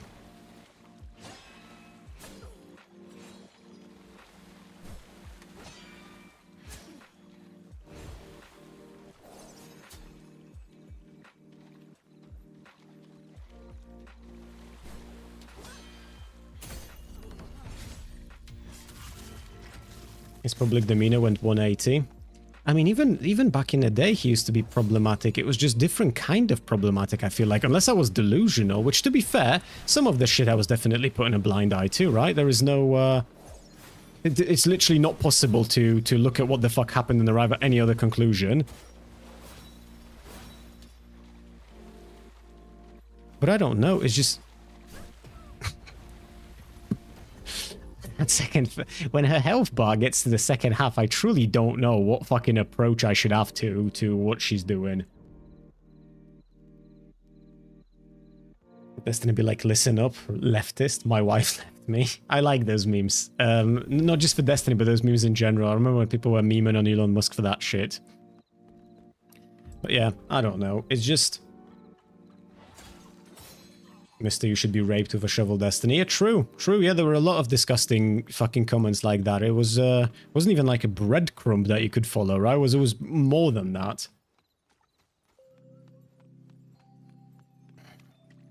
I don't know. It's just there's something perverse and difficult to quite narrow down about somebody who can be in an open relationship where they get to have sex with other people as they desire and like still keep cheating on one another, and Destiny gets to send any of his sex tapes with Melina to whoever he wants as long as Melina signs off on it, and then he will still send them without asking her to sign off on it. Like, you know what I mean? Like, you've got everything here sorted out so that you should not be having these problems that you're having. You truly should not be having them. I think cheating was the smallest of his crimes. Yeah, but sometimes the small things just go to show that, like, no matter how... like, if you fuck up with the small things, how could you not fuck up with the big things? Do you know what I mean? Come on, do the dodge attack before you fucking... No, his stagger bar's gonna reset? Nope, maybe not. Shithouse. If he was in an open relationship, how was he cheating? That's a common misunderstanding. An open relationship, homonym, doesn't mean that you can't cheat. It means that you have certain boundaries in place that allow you to have sex with other people. But should you break those boundaries, then that is still considered cheating. So, like, for example, you could have an understanding where... I will use Destiny as an example. I don't need to do a for example. Like, we can literally talk about Destiny since he's the upcoming topic, essentially. The way it worked with him and Melina, to my understanding, and I feel like I've got a half-decent understanding of this, is that they would have an arrangement where they both find a partner for the night and neither one of them's, like, sad and at home and lonely whilst the other one is fucking somebody else. They would also allow the other person to send the sex tapes that they've made together to third parties that they were courting, as long as they had the other person's consent, right? For that specific instance. And Destiny would break both of those, both of those boundaries. To my understanding, both him and Melina were cheating on each other. It wasn't just him, but it was only him who couldn't even stop himself from sending sex tapes without her consent to people. And it wasn't just her, right? Because then later you've had the problem of him doing that to Pixie. And then years and years and years ago, you've had him sending nudes of women without their consent to a fucking group chat he was a part of. Oh, I missed anything that happened, or are we picking up where we left off last time? With Watchy, though, I don't think what we're gonna cover in a little bit has anything to do with anything that we've covered before. Or did Luo tell you otherwise and I just missed a bit of that conversation? Andreas in YouTube chat's asking what happened with his son. Nathan is currently being eyed by Groypers, and there's also, like, recently I think he's had some fucking unhinged lunatic send him dick pics, and keep in mind, Nathan's underage. And Nathan's made a Discord channel now as well, where he talks about, like, all of the negative impacts that... Nice. All of the negative impacts of what, basically, the way how he's been treated by Destiny have had on him.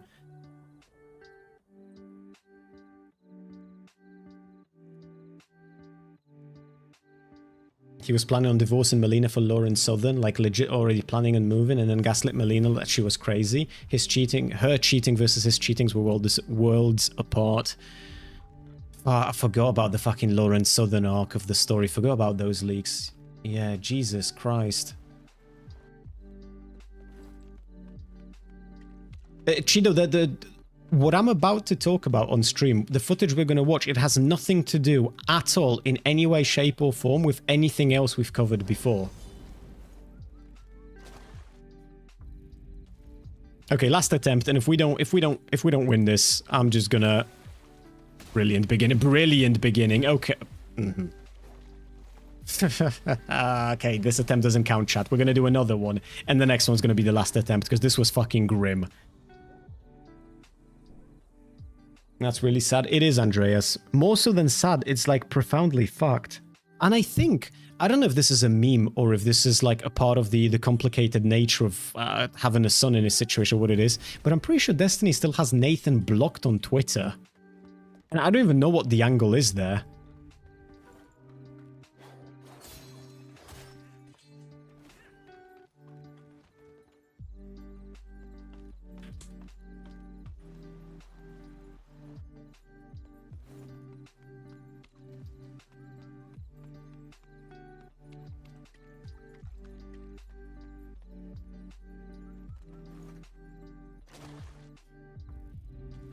Yeah, the whole thing homonym is sad as fuck. Then there's more with Lauren Southern as well that is just super disheartening in general. Like, there was this whole thing, she came forward and said that Andrew Tate raped her, and people immediately jumped to Andrew Tate's defense, and they did the whole thing where, like, Andrew Tate doesn't have to rape people to have sex with them. Like, bro, nobody has to rape people to have sex with them. That's kind of the problem when people rape other people. Because you don't have to do that. That's sort of a big part of why it's illegal and shit, right? You don't have to. And then on top of that, Andrew Tate is a literal rapist. Like, out of anyone who the allegation could have gone up against, him is pretty easy to believe did the thing, right? Because again, he's a literal rapist. Or did you not know, Beans? Yeah, she released an excerpt of a book where she talks about how he forced himself on her, and she tried telling him to stop, and well, no, she didn't try telling him to stop. She told him to stop, and he didn't stop.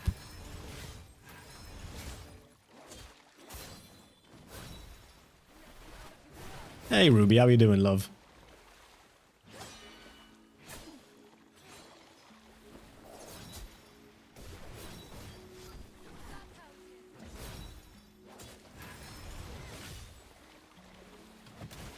Okay, a kick on that one, yeah.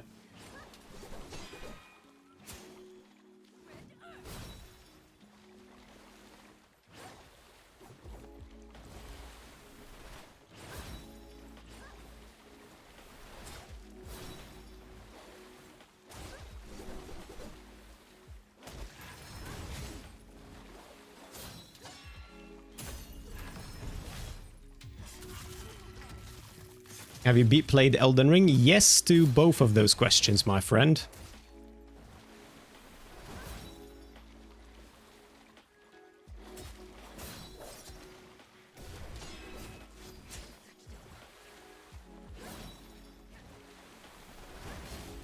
I fucking hate the speed of that attack. That was so fucking close.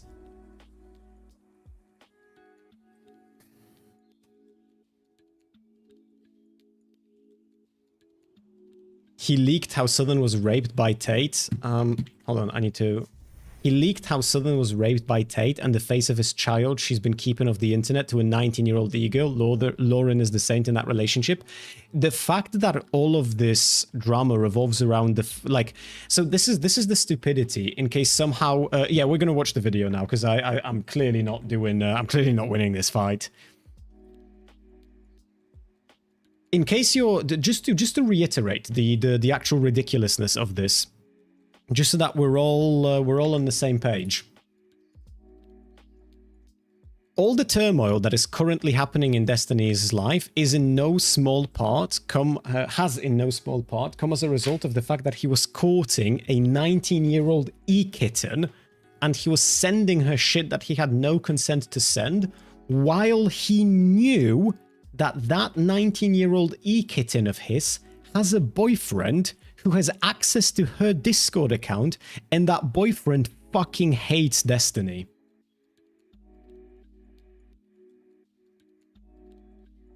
Chido, there is nothing about Brad Taste that you need to know for this whatsoever. I don't even remember anything we've covered last time to do with him. This is there is no lore that we need here. I have no idea if he's just come back from the break. I have absolutely no interest in this man's career, aside from this 48-minute segment where I'm going to insult both him and Destiny.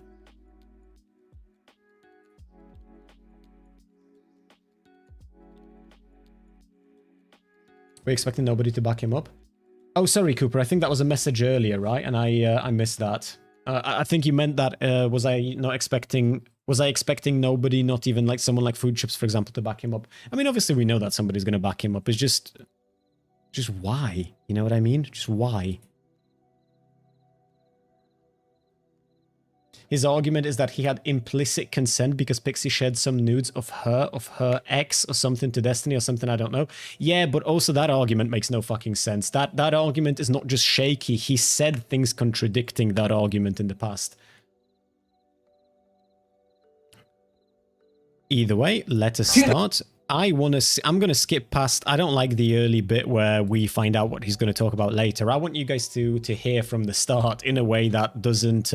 no spoilers, you know, other than, to be fair, the massive amount of spoilers I've already given you. This audio is from the night of Brad Tasting Music's arrest, was released courtesy of the Oppa Block with Brad's ex-girlfriend's permission. Do we know this person? He took a pic with H3 and then apologized for it. Oh, okay. You are one of my abusers, so I can damn right do that to you. I can kick you the out of here for what the you've done to me. You've destroyed me. What? How? All I've ever wanted to do is support. Stop lying to me for once. Look at me in the eyes and stop lying to me. Stop being such a wimp. All I've ever look at me. Full audio. Hold on. We've got the incident and what led up to the incident.move. Okay, the incident is, how long is this? You are one of my abusers, so I can... Okay, and then what led up to the incident.move? My own head. I've also got the audio, the 10-minute audio on its own. If we will feel like watching that, just so that you have the uninterrupted experience without Destiny spurging out in the middle, we might do that. But we might not have to be fair, because this is pretty...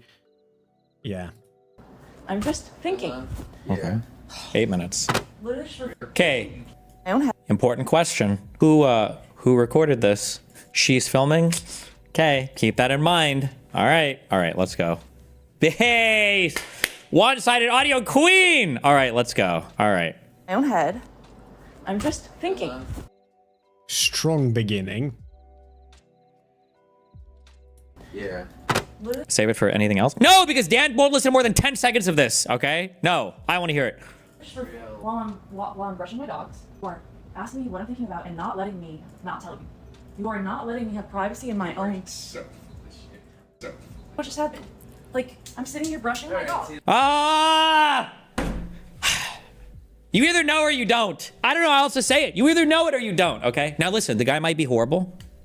I don't know yet. I'll keep listening. I might hear things like, oh, there's no defense here, okay? But like, we're already starting off with the perfect one-sided audio recording. So one person knows and the other person doesn't. So the person recording knows that they're intending to release this. So they're on their best behavior, giving their best performance. We've started it off by her summarizing a prior event from her perspective and the way that she feels things happen. Okay. So it's already like pretty good. Okay, cool. All right. Let's go. I'm going to fill up a bowl. You do whatever it is you usually do. God, I'm brushing my dogs. Yep. And you think that you are entitled to know what is happening in my brain. And you are not. I'm just right, and you're lying. What am I lying about? Can you tell me if you're gonna accuse me of lying? Can you tell me what I'm lying about? What am I lying about? What are you thinking about? I'm lying about what I'm thinking about. Yep. And you know that how? Because I just know. Because I've been with you for 5 years. Because you just know that I'm lying at what I'm thinking about. I've been with you for 5 years. That's an important detail. You've been with me for 5 years. I've actually had to deal with your So you've had to deal with my for 5 years, so you know exactly what I'm thinking about. Throw it on to me, but I've had to deal with your and look at you, you're full of Okay, so I'm sorry. So you accuse me of lying. What am I lying about? You still haven't The problem is that so I'm gonna be honest, okay? With Vito and Dick, I've seen more of them, so I can make some more assumptions about behavior. I don't know for this. She could be making valid points, and he could be a piece of. It's possible. But I will say this maps perfectly onto so far the, oh, you think I lie? Tell me very explicitly and specifically what I'm lying about. What is the exact thing that I've lied about? Tell me the exact. That is such a dog shit. Jesus fucking Christ. I've grown to resent him so much. I feel like I will have just I will go in on him the way he's going in on her in a way where I will lose my objectivity. What a genuine fucking piece of shit. You're not even allowed to ask what it is that you're lying about. And the dude can't even give. You have to notice. She's not even saying that he has to be hyper-specific. They haven't gotten to that part of the back and forth yet. He can't even give a vague generalization of what she's lying about. He said, the actual quote is, "You're lying about what you're thinking about." That is the quote from Brad. And Destiny's take here is that, well, she's doing this thing where she's asking him to hyper-specifically say, list every single thing that she's ever lied about. Like, you're gonna call me a liar? Well, can you list every single lie I said between right now and 6 p.m. last night? That's not what she's doing. They haven't gone to that point of the conversation yet because he can't even broadly say what she has lied about in the past, which should be possible to do if you're having, this type of a fight. Exact line. You better not get a single. Lav was the master at this. This is why Lav could win debates like 1v10 or whatever, is because she was so good at navigating conversations like this. But he could also be a piece of shit. And even though that it would map on there, it could map on another way too, where the guy is constantly, it's possible. Outright said what I'm lying about. What are we listening to? I don't know, some audio file between Brad Taste of Music and his girlfriend. If you're gonna call me a liar, then... I mean, you tell me, Tina. There's so much. So what I'm going to tell you is that I'm not lying about anything. I'm sitting here. Start with telling me one thing you have lied about. What have you lied to me about, Tina? What have I lied to you about? So I can think of times where you have mistakenly lied. And Yeah. I've said you've lied, and no matter what I've said, you wouldn't accept that you lied to me. So you're a liar, and you can't accept it. So if someone... Which is the worst combination I think I've ever witnessed in a person. So if someone unknowing... What does mistakenly lie mean? Because if somebody... The whole point of lying is that there's intent there, right? The intention is to mislead. You are lying because you're intending to lie.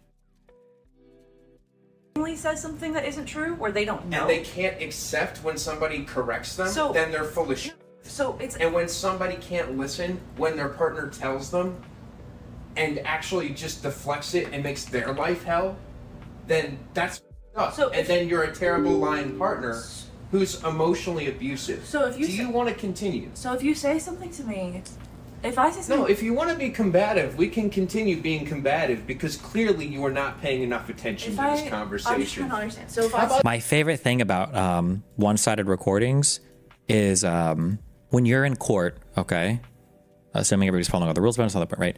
At the end of the day, the only thing that really happens, okay? Good that he's going to start bringing up court experiences. That might actually be the unique area of expertise for him here. All the aside is you're telling a story to the jury and you're bringing other people on here to corroborate your story, okay? So when a witness takes the stand, the witness is here to give more information, it'll flesh things out, to back up your story, to be more convincing to the jury, all right? Yes, true beans. And also funny that he's talking about one-sided recordings when he's being accused of recording people without their consent. I think there's two ways, basically, that you can ask questions to a witness. You can have the witness comes up and there is from the side that brings the witness. You have direct examination. So you're just asking them things to get things on the record. Like, hey, tell the jury about this. Hey, tell the jury about this. Hey, tell the jury about this. Now, not quite as leading. There are rules to ask questions, right? And then there's a cross-examination, meaning the other side has the right to come up and ask about it. Oh, well, you said this. Well, what about that? Oh, you said that. What about that, right? One is trying to build credibility towards the story. On cross-examination, usually they're trying to damage their credibility or cause doubt in the story, right? What these one-sided recordings are is, in my opinion, these are the equivalent of doing almost like a cross-examination without the other side getting the chance to put their stuff on the record because they didn't know that it was going on the record, right? Whenever somebody starts doing a recording thing and they're... Can I ask you guys something in chat? And I want you to be absolutely honest about this because I won't use this against you, I promise. How many of you have these kinds of fights with your partner where it's so bad that if that was recorded by them, like you have to perform the kind of an analysis of how would a board of juries react to this, like based on your like the degree of anger coming from you. Like, did you understand what I'm asking? Because I understand arguing with your partner, right? I understand having a disagreement, but obviously we're only 6 minutes into a 48-minute video. We're going to watch something very curious about their back and forth. But I feel like a very simple solution here, especially later as Brad starts going fucking unhinged, the simple solution here, if you're worried about the court's reaction, would be to not behave that way. And I don't know how many people have the kinds of fight in a relationship that we're about to witness here. Leading the whole conversation where it's like, hey, so what did you mean when you called me a piece of shit? Okay. And what exactly do you think that I said for that? Okay. And then afterwards, when you spoke to Tom, what'd you tell him? Oh, yeah? Okay. And then after that, you shouted at me, didn't you? Yeah. Okay. To be fair, I think lie can be used colloquially to refer to doing it unintentionally too. I suppose, but I don't. I feel like a lie implies intent. Like I feel like if you have to say you've misled me by lying or something, and not even, I don't remember what the exact quote from him was, but I feel like if you have to say something like that, you know that you're using the wrong words to describe this. Okay, right. It's so, I hate. I think that, like, obviously, there are reasons why you might obviously record, you know, like a partner who's being abusive or something crazy, you think they're going to kill you or whatever. And also, you could think they're being abusive. They might genuinely be abusive and you're just trying to, I guess, like, demonstrate that. But just for one-sided recordings, you should always be super, super, super sussed out because one person knows they're being recorded and the other person has no idea. And just the standards of behavior and what the expectation is just going to be so, so, so different. Just always be aware of that, I would say. Not to say one side's necessarily right or wrong, but... If you say something to me, if I say something... No, if you want to be combative, we can continue being combative because clearly you are not paying enough attention to this conversation. I'm just trying to understand. So if How about you stop doing what you're doing with the dogs, look them in the eyes, and just tell me the truth, Tina? About what? You tell me. Okay. So, if Without being a sarcastic... She's doing the thing. She's doing the thing. Do I just hate women? No, because we did this to Vito earlier. So if I do this exact particular thing, is that bad? And then he's not going to agree with it ever. I don't think she's ever going to characterize her own behavior. I mean, the answer is, I don't know if the answer to him hating women is yes, but he certainly doesn't think of them as like fully fledged humans, right? Not based on the way how he's treating them. Like historically, right? Like you've got degrees of comments that he's made where it's very clear that it's, you might not hate them, but you feel some type of way, and that type of way isn't with them being an equal. Very fucking clearly. With him agreeing. Because he's always going to disagree, but it's always going to sound unhinged from a one-sided recording. Sarcastic. Maybe. Look at me in the eyes and tell me. So, if Without being a sarcastic, look at me in the eyes and tell me the truth. So I have... In the eyes, Tina. Accidentally lied to you before. Well, I have like mistakenly given you... Tina. Sorry. I've mistakenly given you incorrect information, and I... don't mistakenly giving incorrect information is not lying, and I am certain. So that's not an example then. Try again. An example where you lied to me. Oh man. That I took the dogs out and I hadn't yet. When? I don't know. Sometime at some point I was like, "Yep, doing it right now," and then I didn't do it for another half an hour or something. So you lied to me and you didn't even remember it. You don't even remember a white any lie details about the dogs that I took care of. So it meant nothing to you. Just a little white lie about the dogs. I'm saying I'm sure that it's happened. You're so used to throwing white lies at me, you don't even recognize this one? No, that's not true. I just don't. God, there's so many white lies, Tina. It's like, if they're all white lies, then none of them are, right? I don't. What am I lying to you about? I want to flex it. The push again for the particular exact example, right? So it meant nothing to you. Why is... It's so fucking unhinged. So... She's asking him what she lied to him about that's making him have the kind of a response that he's having, because currently the best that they seem to be coming up with is the fact that she said that she's walked the dogs and she hasn't done it yet. Like, yeah, obviously, not great. Don't lie about having walked the dogs. Not quite what we're talking about here, though, is it?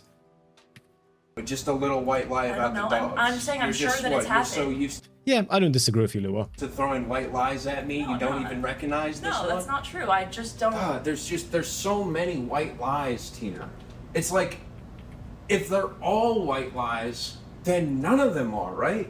I don't. What am I lying to you about? I want to, like, I don't know what you're telling me I'm lying to you about. What's happening in my own brain? That's not fair. It's my own brain. You're not entitled to know that.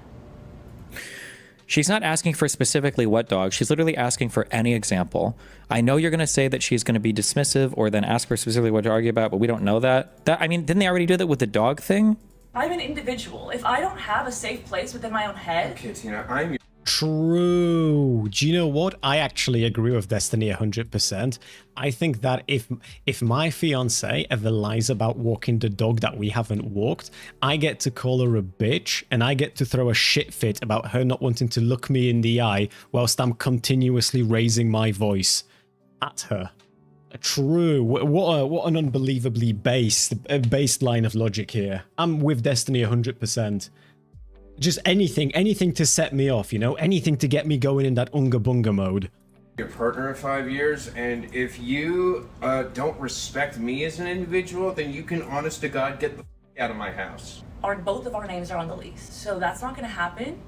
And also, you are not I'm entitled... going to call the police. Yeah. I will. Don't do that. Uh-oh. Big mistake. I don't want to do the police bad thing, okay? But if you're having a male-woman problem and you're the man, careful when you call the police there. Be careful for domestic issues. Uh-oh. That might be auto loss. Careful. I'll get you out of here. Both. I will make a story up. I will get you out of here, Both Tina. of our names Hey, kid, how we so you will not doing? be doing that. And... I will say my partner has been emotionally abusive, and I've asked her to leave many times. They don't care.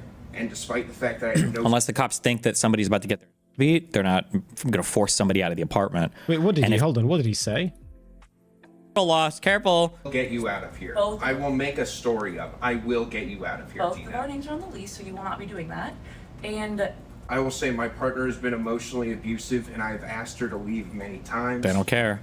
And despite the fact that... Dude, Destiny's reacting to the hypothetical that Brad's putting forward for what he will say in order to defend him against the potential like police that would show up, and he's completely glossing over the fact that Brad literally just said, and I quote, "I will make a story up." And Destiny cares so little about the fact that Brad just admitted that he will lie in order to accomplish his goal that he's going to now actually address the hypotheticals he's bringing up.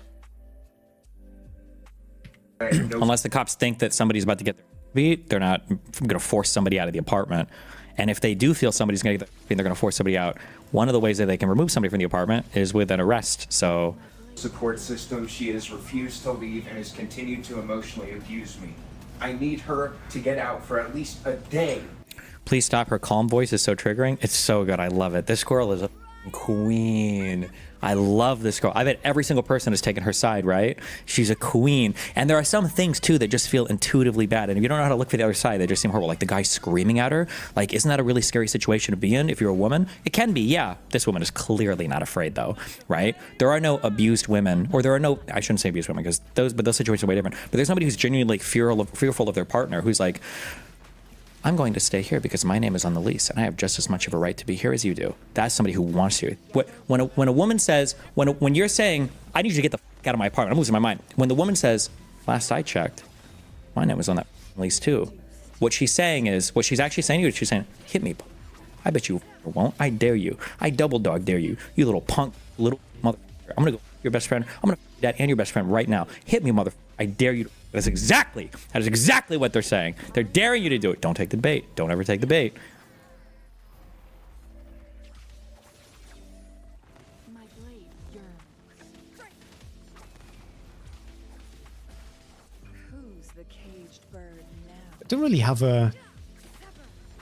I don't really have a comment. You know what I mean?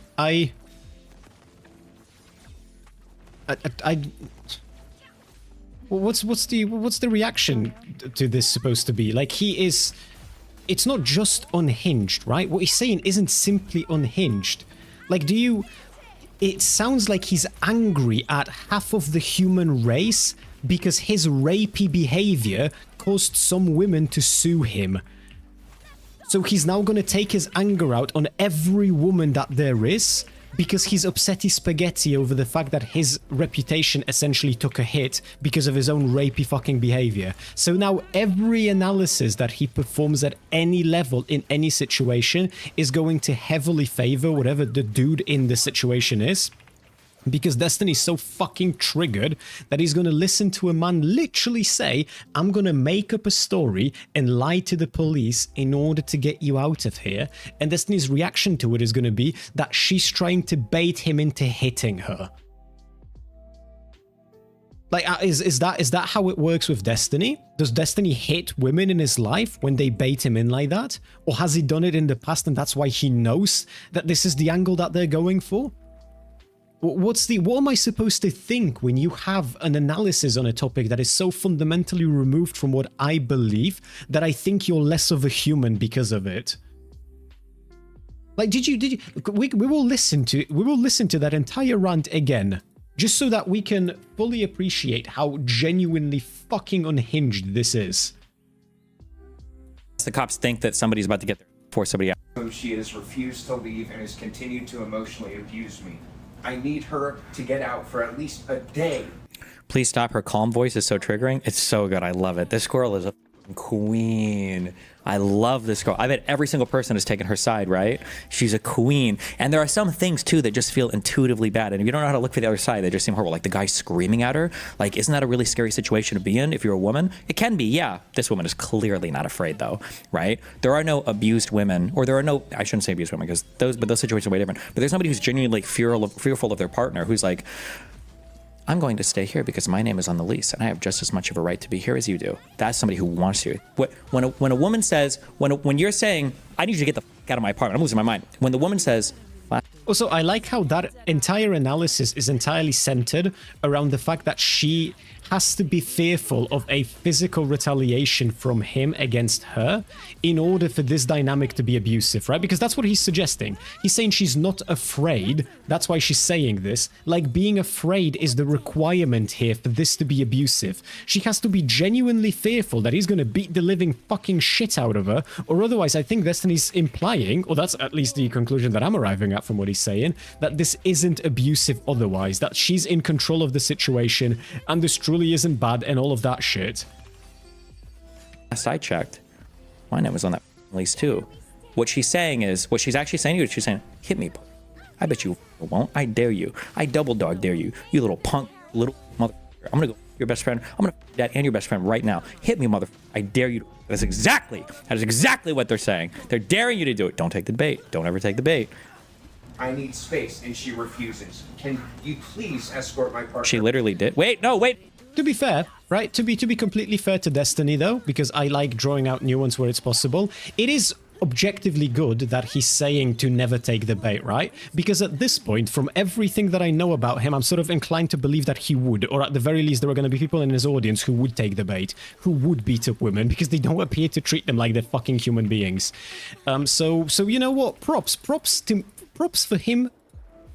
of him to make sure that the domestic abusers in his audience know that they might treat women like they're fucking fleshlights. They might be dealing with a lot of legal issues on account of how they treat women.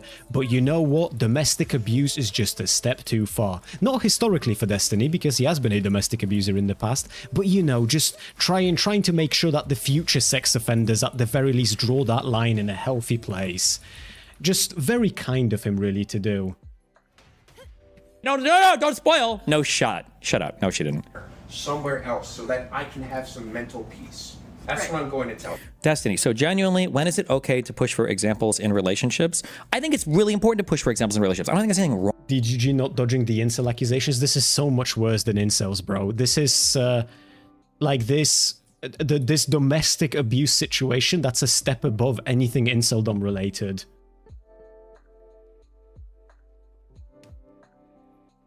Wrong with that. But there is like you can I don't know how to explain this. When somebody is pushing for an example and then they fight you on every single example, it feels like nobody's trying to get to the...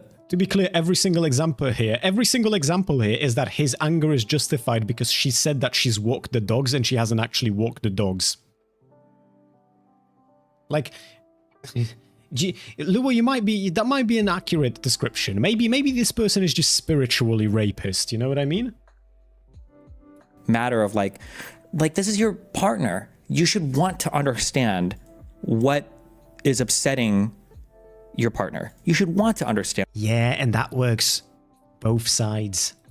You know, maybe not in Destiny's Live, admittedly, but usually that's supposed to be work for both sides. I am so fucking thankful that I've got... I'm so fucking glad to be me. Just so... If I was a religious person, I'd thank the fucking God or gods for making me me. And what's upsetting them. You should want to know that. And when it's this hyperpedantic fight on every single example, no. Then it feels like you're just trying to fight, or to save your own ego, or you don't actually give a fuck about, you know, that your partner, yeah. That's so... I'm gonna call him. Okay. You done? Am I allowed? I'm done. Can I just need to know, I'll give you peace if I'm allowed to be quiet. Am I allowed to be quiet? Or do I have to share what's going on in my brain? Wow. So, now that you actually know that you need to be quiet, it's also my fault. Can I be quiet? Can you stop blaming me for... Can I be quiet without you prying about what's going on when I'm thinking? Can you stop being a horrific partner? Unfortunately not there yet, kid, because I'm on a new computer and everything's a little bit fucky. Can you treat me like I'm fixing it when a you little think bit at a time. reactive abuse like this is okay? In this specific example, it's obvious that she's been made up. The guy's acting like an absolute retard. So again, I understand like male, female. It's always scary when a guy is shouting, and I think there's some level of truth to that. But I don't necessarily know if I would say the guy is being abusive yet. I mean, calling her names. Did he call her names? It's not good. Yeah, but just, he did. I don't buy into the whole like just shouting at somebody is necessarily being abusive. It can be, and you're very close to it. But I don't know if it sounds like he's very, very, very frustrated though. If you are, it's like barely. If be quiet without you prying about what's going on when I'm thinking. Can you stop being a horrific partner?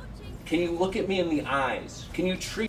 He said he will make up a story to get her arrested. Isn't that illegal? Probably a false 911 call or whatever. But I mean, it sounds like what he's asking for is he's saying they need to be separate. They need like space, right? That's what it sounds like is happening. Might do, kid. I just and might she's like, do. huh, that ain't happening. Treat me like a person. Wait, what? Can you a horrific partner? Can you look at me in the eyes? Can you treat... He said he will make up a story to get her arrested. Isn't that illegal? Probably a false 911 call or whatever. But I mean, it sounds like what he's asking for is he's saying they need to be separate. They need like space, right? That's what it sounds like is happening. And she's like, huh, that ain't happening. Dude, I feel like, holy shit, my genius knows no bounds. This is, chat, feel free to clip this one, okay? The absolute fucking insanity of a nugget of wisdom I'm about to drop on you is truly profound. He could leave, couldn't he? He's got legs, 2 of them to my understanding. As far as I know, he's got legs. So if he feels like they need to be separate to a point where he's going to lie to the fucking police about what she's done, he could just leave, couldn't he? Could literally just fuck off. And he'd have his peace, wouldn't he? Fucking insane, chat, innit? Absolute wisdom. Just... keep in mind, Destiny's missing this part of the analysis here. Hasn't dawned on him that this is in fact possible, that, you know, Brad could also just leave. No. We're gonna justify him saying explicitly that he's going to lie to the police about what she's doing because he's just a poor little nugget who needs space and is just so reasonable for him to make up a lie rather than turn around and get the fuck out of there. Just... fucking hell, what an absolute troglodyte. Treat me like a person. Can you treat me like someone who's at your level and not someone who you can manipulate? Oh, he called her a sarcastic... Okay. she's on the lease, why doesn't he leave? Good question. If he is that upset and he's super pissed off, he could leave too. That is true. Yes. I don't know if there's a Thank reason you, why he does random it or not, chatter. Thank you. But I also don't know what it... yeah, there's a set of facts that would make it super reasonable why he wouldn't want to leave, and there's a set of facts that makes it kind of unreasonable. So like if they both have places that they could go, if they're both paying rent 50-50, and he's just telling her to leave, then that almost sounds more like kind of like a power play, or like get the out, you know, like to put her out more or to be retaliatory. But if she's like on the lease and he's like paying 100% and she's just on the lease so that she can get in or out of the apartment or whatever, he might feel like he has more of a right to the place than she does. But I mean, if she has nowhere to go, that's still kind of, I mean, it just, yeah, there's a collection of facts that push you in either direction. I'm assuming you want the link, right? That's what you're asking for, it. You are evil. Wait, I'm sorry. Riot Coops. About what's going on. Can you stop being a horrific partner? Can you look at me in the eyes? Can you treat me like a person? Can you treat me like someone who's at your level and not someone who you can manipulate? You handwave him calling the cops and making up a story to get her out, but best believe if she said that, you would explode. True, bro. If she was the one who said that I'm gonna make up a story, Destiny would get such a fucking raging boner beneath his desk that you could see his microphone get displaced, and he'd need a 15-minute break to find another 19-year-old fucking kitten before he'd actually be able to finish off the stream. There would be not an ounce of this nuance if he could only once again displace his own feelings or impose his own feelings onto this situation because he's currently being fucking sued for doing some fucky sexual shit. Two people were being unhinged, and the one was like, I'm gonna call the cops and make them throw you out or make up a story or whatever. So if the dynamics were 100% reversed, I think I would also be sympathetic towards it. If you think I'm sexist, you think I'm sexist, that's fine. There's nothing else I can say. The problem is that it's a bit of a different dynamic if you're the woman calling the cops in a domestic abuse situation. Because it's a very different... But I would say the dynamic is so bad, even the guy probably shouldn't. Why is the dynamic different, Destiny? I've seen you debate these topics before. Why is that dynamic different, Destiny? There are reasons of institutional sexism, sure. There are cases where men who get abused aren't looked at fairly by the police.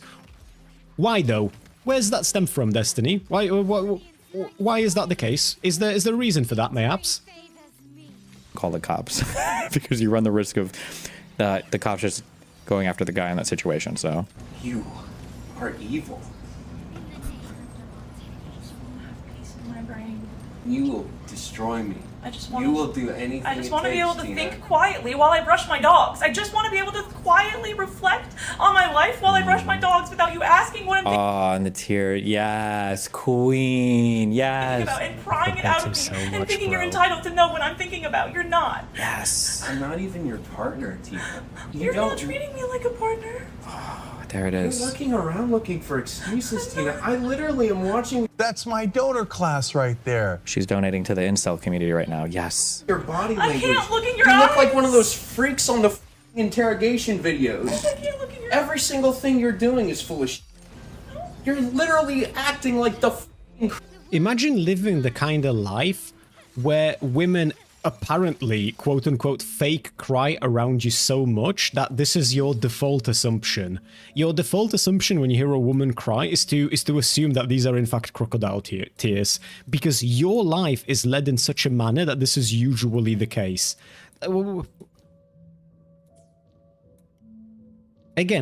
Once again, I find myself being thankful being me. criminals there, Tina. Like, every action, I could record it.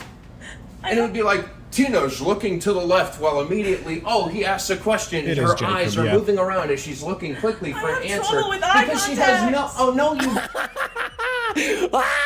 You understand that in this situation, and it could also heavily be influenced by the fact that she's the one in control of this whole conversation, right? That he's the one strung out and she's the one that's kind of like leading like the whole interaction. I just don't know if people are aware of it. Does he not sound like Leonard? The dude, what Brad taste? I wanted to make that comment earlier, but I felt it inappropriate. But yeah, I can, he does. Yeah, he does a little bit. They have like, there's something in the cadence that I'm hearing Leonard as well.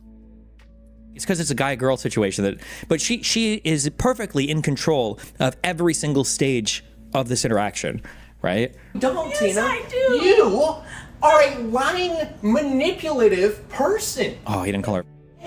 You need to get out of my house. Why does Destiny sound disappointed by that? I'm in trouble with eye contact. I do. I am going to call the cops if you don't. It's not the eye contact handicap. Stop lying to me, Tina. Right now. This is it. Are you done? What am I lying about? All right. What am I lying about? Oh, she doesn't. This guy, she has his button and she's like, over and over again. Oh, she should have rolled this for 30 minutes. I think she could have made this guy get strung out. I wonder how long she recorded this for. I feel like if she would have went for 20 minutes, she could get this guy screaming, totally unhinged. My queen, why did she give up? What am I lying to you about? All right. Well, you gotta hide the weed. Brad, they're not gonna, we're both on the lease. That doesn't work. Yeah, it does. I'm gonna say my partner is emotionally abusing me, and I've asked for space endlessly, and I have no support system. I moved out here for her, and I'm trapped, and I need space. She has her mother's house. I need help. My mom is not. Oh, so it sounds like, okay, so these are more facts. Now, maybe he's exaggerating or lying or whatever, but like if she's got like a ton of people around here, if it's not his time, then it makes more sense why he would ask her to leave versus him leaving. If that's true. Endlessly, and I have no support system. I moved out here for her, and I'm trapped, and I need space. She has her mother's house. If you need, first of all, he seems to have thought this through a little bit too much for comfort. Second of all, if you need space that much, there are motels, hotels, there are places that you can go to. There are even shelters specifically for victims of domestic abuse. Obviously, I don't know exactly where they live, but you have options when you need space. I don't understand how Destiny's not. Like, it seems like it's glossing over his head completely. How much do you believe that Brad so desperately needs this space that he's come up with a scenario of lies that he's going to say to the police, but he hasn't looked into motels around where he lives?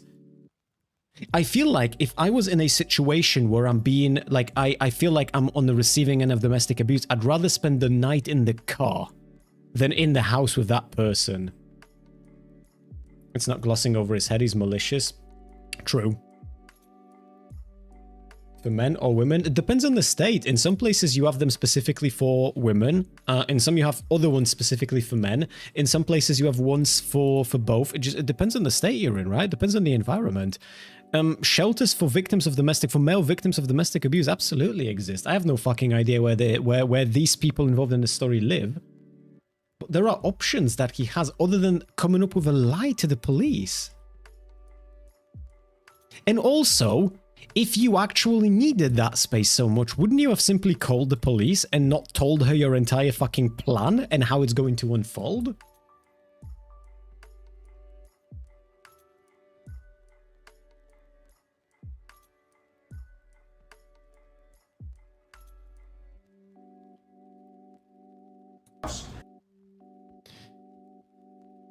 I don't know if it's common for shelters for men. In the US, at least, never seen them. And people are saying, to be fair, most domestic abuse shelters would turn men away.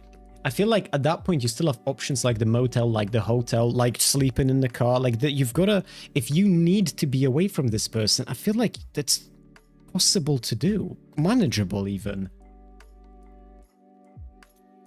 I need help. My mom is not. You can't push me out of my own. Is there any more of this recording? Oh my god, I love listening to shit like this. Okay, wait, and then this was the one that got posted on YouTube. What is this? 1:30, hold on. You are one of my abusers, so I can damn right do that to you. Is this later or is this, I'm guessing this is after, it's still going? I can kick you the out of here for what the you've done to me. You've destroyed me. What? How? All I've ever wanted to do is support. Stop. Oh! Oh! She's a queen! If this was 2022, this would be our next orbiter right here. For once, look at me in the eyes and stop lying to me. Stop being such a wimp. All I've ever look at me and accept what you. Did she script all I've ever wanted to do? Did she script these? Do you think she wrote the lines in advance? Done to me. It's like the Joker standing on top of the building where he's reading the script before Batman comes up. What is wrong with him? You have to. He has such a fucked existence.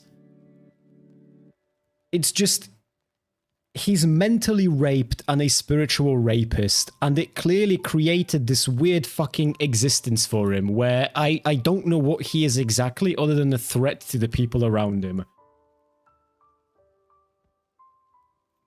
This is so fucking strange to listen to. Do you see what I've become? I'm sorry. She wrote the lines in advance. Done to me! Just like the Joker standing on top of the building where he's reading the script before Batman comes up.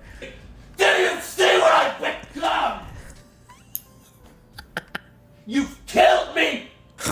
You promised me! Oh, she's killed you. You don't even know half of it, bro. Oh no, you didn't even know. You don't even know.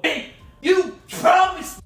That's why I cackled a little bit, Lauro. It's a serious topic matter, so I'm trying not to. But the way how he delivered that is just it. And it's funny because Destiny's talking about how she rehearsed her lines, and that dude in the meantime is having like his fucking strongest Riddler from the Joker impression that he could fucking muster.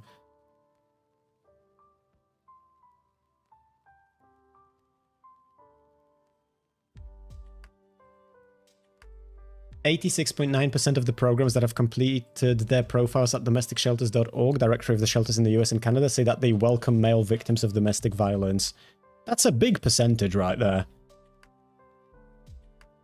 Me. What was the argument originally about? We don't even know, to be honest with you people. At least not in a way that lets you say with absolute certainty. Everything! You lied to me! What did I promise you? Oh, she's so good! I love it! What did I ask the one thing again? What did I lie about? She absolutely, I wonder, well, I don't know the guy well enough. I wonder if she could have gotten him to attack him. It's never okay to hit your partner. You should never do it. You shouldn't really even be screaming at your partner like this. I think if you're this upset, you should create space. He tried to by asking her to leave, but if he has a car or if he can go on a walk, he should leave too. Regardless of how you resolve conflict, I think that if you get to the stage where either person is screaming, I think that it's time to, you guys have to create space. For two reasons, actually. Two really important reasons. Too long didn't read, she didn't walk the dog. Well, the walking the dog was the only example that they could have come up with, but I don't think that's what sprung this on. It's more of a... It was like in the moment thing, right? Like that was just an example of something. The obvious reason is because it's going to escalate more and more until somebody starts hitting the other person. But the other reason that is equally important, or maybe even more important, the other reason is that you're not going to solve anything in that state of mind, right? The more emotionally dysregulated you are, the less capability you have of actually solving any issue. So nothing good is going to come from remaining this. Wait, somebody said this is the full recording. Why did I get linked to Google Drive with two different recordings? Hold on. I'm just thinking. Wait, this is earlier? While I'm brushing my dogs, I'm just thinking, and you are asking me what I'm thinking about and not letting me not tell. Okay, Like, this is, we started this off. Okay. Like, I'm sitting here brushing my dog. Tina, I'm gonna fill up a bowl. And then... Oh, he asks a question and her eyes are moving around as she's looking quickly for an answer. With eye because she has no... Oh, no, you don't, yes, Tina. I do. You are a lying, manipulative person. And you need to get out of my house. Okay, all of this, right? Trouble with eye contact. I do. I am going to call the cops. Fun. But they're not gonna. I moved out here for her, and I'm trapped, and I need space. She has her mother's house. I need help. My mom is not. You can't push me out of my own house. You are one of my abusers, so I... Oh, okay, it's just connected from the last ones. Okay, whatever. It's damn right to do that to you. I can kick you the out of here for what you've done to me. You've destroyed me. What? How? All I've ever wanted. Again, I'm sorry, I can't bridge this gap for you. I can just explain, and either you'll understand one day or you never will. There's no way that he lost it because he asked, "What are you thinking?" and she didn't answer. Why would that set you off this bad? If you've been in a toxic dynamic with somebody for an extended period of time, then like... I think my favorite part of all of this analysis is how at the very start of this video, Destiny said that it could be the case that he's the piece of shit and she's actually fully in the right. And then throughout the entire video, pretty consistently, he's been so full of nuance for him and just explaining everything in such a clear manner for how it's still possible that Brad is the innocent little victim in all of this. Brad's the... Actually, she just pushes all of his buttons and he shouldn't be yelling, but it's so understandable when all of your buttons are being pushed. Like, everything here is just drawing out the nuance for him, and none of that at all for her. It's just so fucking disgusting. I really hate the way he laughs. Yeah, I'm growing to resent pretty much everything about him. It sucks. Like, there are going to be fights that you've had over and over and over and over and over and over again. And there are going to be trigger questions. This is why I'd say charitable, but not really. I just like to hear more fleshed out stuff. But this is why I was charitable in the Steven Crowder thing when he was mad at his wife, because he mentioned something about like the therapist said this, which made me wonder if, and I don't know, I can't know, if Hillary had said something that was like a trigger word or something. She said something, but like there's probably a fight that you've ran down over and over again. And when you've ran down a certain fight over and over again, there are going to be certain trigger words or phrases or questions or things that just, they'll set the other person off. They just will. Stop lying to me for once. Look at me in the eyes and stop lying to me. Stop being such a wimp. Do you feel, do you think in this case her manipulation is intentional? She started recording. I feel like it looks really bad for her. It's never viewed that way. Remember, especially in progressive circles, women are always treated like retarded children. Man screaming is always scary, unless he's homeless or black. And so it doesn't matter, what any of the lead up is. Like, people will always just analyze it that way. That being said, I will qualify. Not just qualifying, because it's true. Like, there can be times where you record somebody who's genuinely crazy and unhinged, and there's no excuse for their behavior whatsoever. Great that that's a possibility that we allow for now. Look at me and accept what you have. It's a shame that you wouldn't be able to arrive at that conclusion if Destiny hadn't said it just then, because nothing about his behavior indicates that he remotely believes that to be the possibility here. Done to me! Did you see what I become? Also, is he drunk, or is he just like losing it? I'm curious. If he's drunk, then you've got to remember it's all going to be her fault, right? The way how she behaves really pushes him to the bottom. What did I promise? Look at me the eyes and say that again! Look at me! What did I promise you? Tell me! Tell me! Is her name Susie? What is he shouting at? Tell me what the you just said! Tell me! Get out of my house! Get out of my house! Don't do it! Don't do it! Don't! You're Don't! You are evil! Like, you're evil! Is he trying to push her out? I don't know. I'm sorry. That's not. That could be.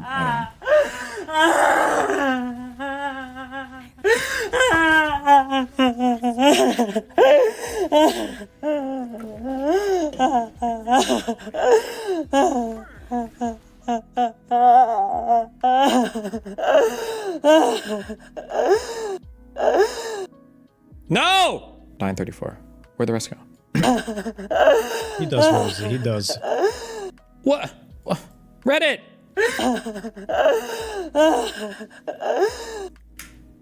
Just thinking. The fact that this is the thing that when I used to watch Destiny when I was younger, we're still talking like before I moved to Poland, so we're talking at least over 3 years ago. That was back when people that he'd beef with were people like fucking Demon Mama. Destiny used to have this policy where if you're behaving unhinged in somebody else's chat, but you're a chatter of his, he will ban you across all of his platforms. So if you were to be fucking unhinged, you weren't just policed in his chat, you had to police yourself in other chats, or otherwise he'd hold you responsible to what you're saying in those other chats.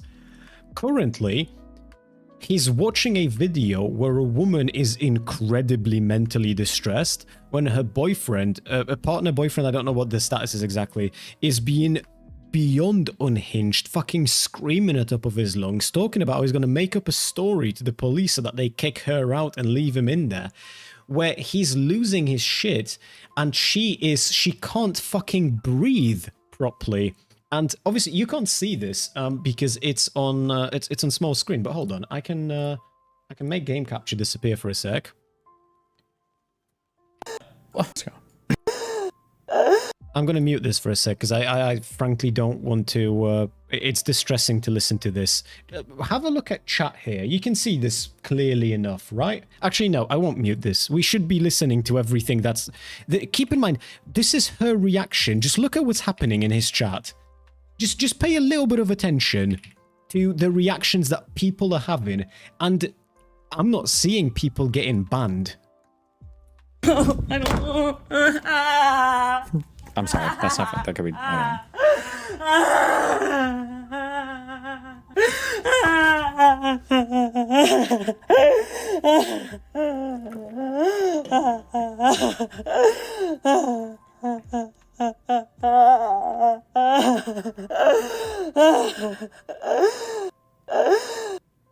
No! 934.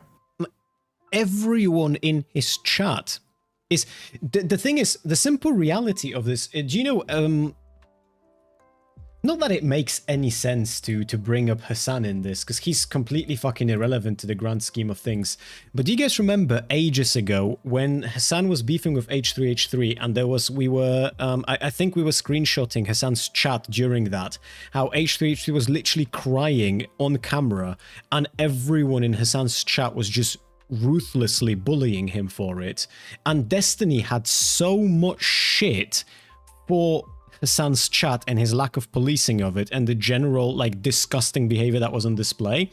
And look at what the fuck is happening in his chat currently. Ferdy Lancy, God, I love hearing her cry.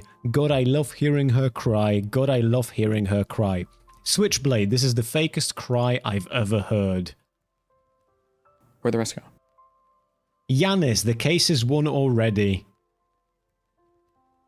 Sven, turn off the recording, auntie.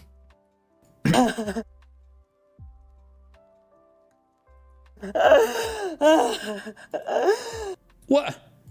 Reddit!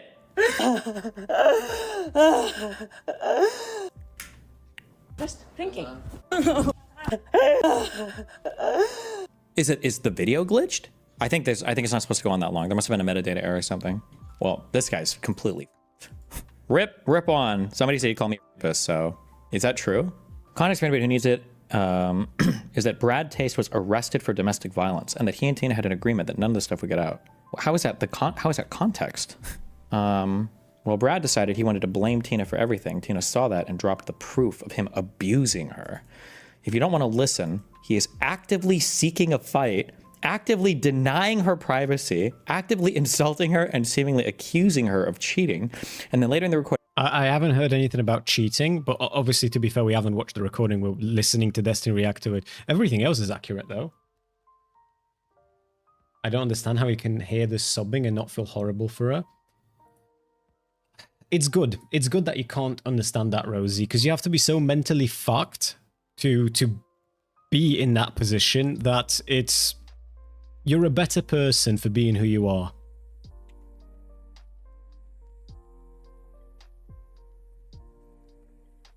I get that, silly, but the underlying problem was that you saw somebody who was in distress and everyone around him bullying him. And in this case, you seem to have a parallel situation, and it seems like his chat is ruthless. Screaming at her at full volume, saying she's killed him. Yeah, absolutely, Rosie. There is no version of events where she wins here. If he claims abuse and she claims abuse, Destiny's going to side with him.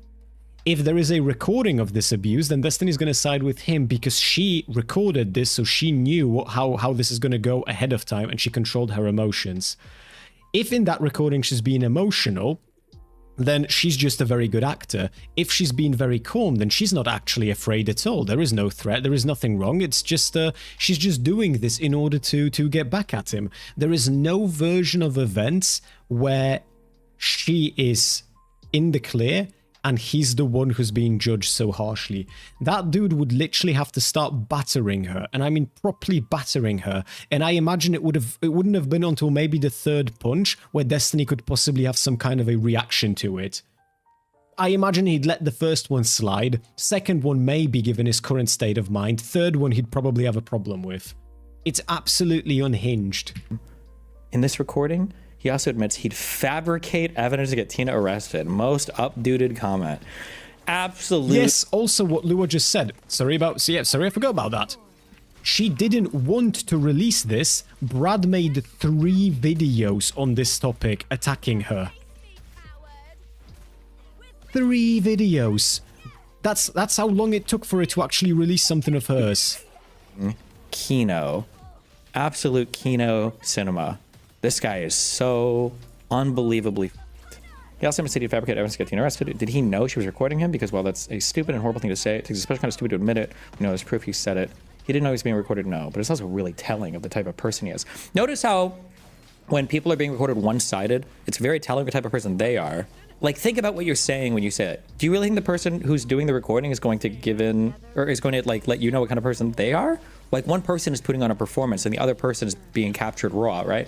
It's so funny to me that people, that these, again, I'll reiterate for the millionth time, like, there can be times where I understand why people do this, because they're genuinely fearful of a partner. They think somebody's going to do some crazy. You want to like show people like, this guy's absolutely insane. I don't know what the point of publishing this publicly is. Well, I do know why. It's because you just want to destroy the reputation.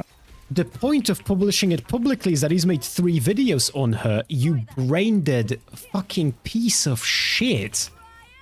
She's not allowed to defend herself. She's not allowed. Now, to be fair, Destiny might not know that he's released 3 videos about her. He could have asked. He could have looked into it. He could have done the bare minimum here. That wouldn't be attacking her over it. But no, just she's...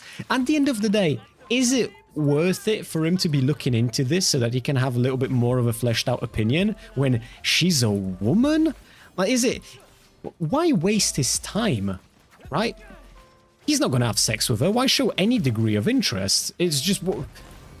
For a woman, there's like, Destiny's got better things to do with his time, okay? There are court battles to be won. There are things to react to. Why extend her the base, fucking bare minimum charitability? And all that. But it's funny that nobody ever recognized that. This is almost identical to what Amber Heard did to Johnny Depp. Oh, I think this is her Reddit account. Jesus! An early death is the only path to redemption for this man. Oh my God!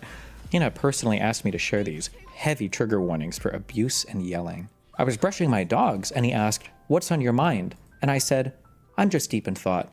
And he didn't accept that answer. He accused me of lying about what I was thinking about. Yes. Once I realized that he was about to start escalating, I hit record. "Hey Tina, I'm really sorry you had to go through this." Hey, just as a quick thing, whether you're a guy or a girl, because men and women do this, okay? If you find that you are in a situation where you are like consistently getting wound the fuck up and you find yourself like screaming at somebody who is always like very calm in the encounter and you end up feeling always like crazy at the end, you should just leave. Talk to a therapist or get a friend to moderate or arbitrate some discussions, judge or whatever. I don't know, like to listen in. But if you're around people that are constantly making you feel this way, and if they're always somehow able to maintain like some kind of like emotional baseline while it's happening, I think that that's always a sign of a very, very, very unhealthy dynamic. Maybe it's your fault for getting unhinged. Some people do get unhinged really quickly. But if the other person is like always like very emotionally stable, if you notice that and you're always getting like wound the fuck up, you should always get out of there, in my opinion, as quickly as possible. I think usually I think something is not healthy there. Yeah, usually it's just, yeah. Oh my. I mean, he's not wrong on any of this, but you got to remember, if you're the woman in this relationship, though, you ain't winning, no matter what it is. Because if you do get wound up, then obviously you know you're doing this for the cameras. If you're too collected, then obviously you're doing this just to get him in a world of trouble. It's just there's no victory for her. A lot of avenues for him. My God, especially if like, because there's a way, like there's a way that the back and forth could be one person is unhinged and the other person's not saying anything, but like in the dynamic where both people are like in the last conversation that we just listened to, one person was emotionally dysregulated and the other person wasn't. That's the difference, right? There could be a situation where she was emotionally calm at every step of the way, especially that bit at the end when she couldn't fucking breathe and she literally ran away from him.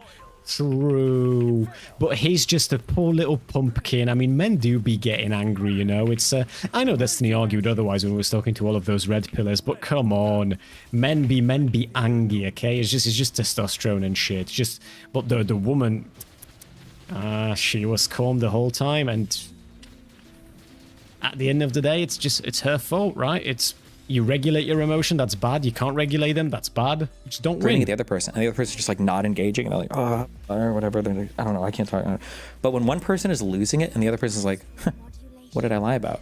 Huh, why do you think you have right to access my thoughts? Oh, you think you can remove me from my apartment? You understand I'm on the lease, right? The button pushing, and if you're getting emotions, and the other person's like, careful. Oh my God. This post is inaccurate / misunderstands my statement. Domestic violence is an umbrella term, and what I experienced is most definitely that. I just wanted to clarify that he did not hit me. It was all mental and emotional and verbal and financial. What is mental and emotional abuse? What's it?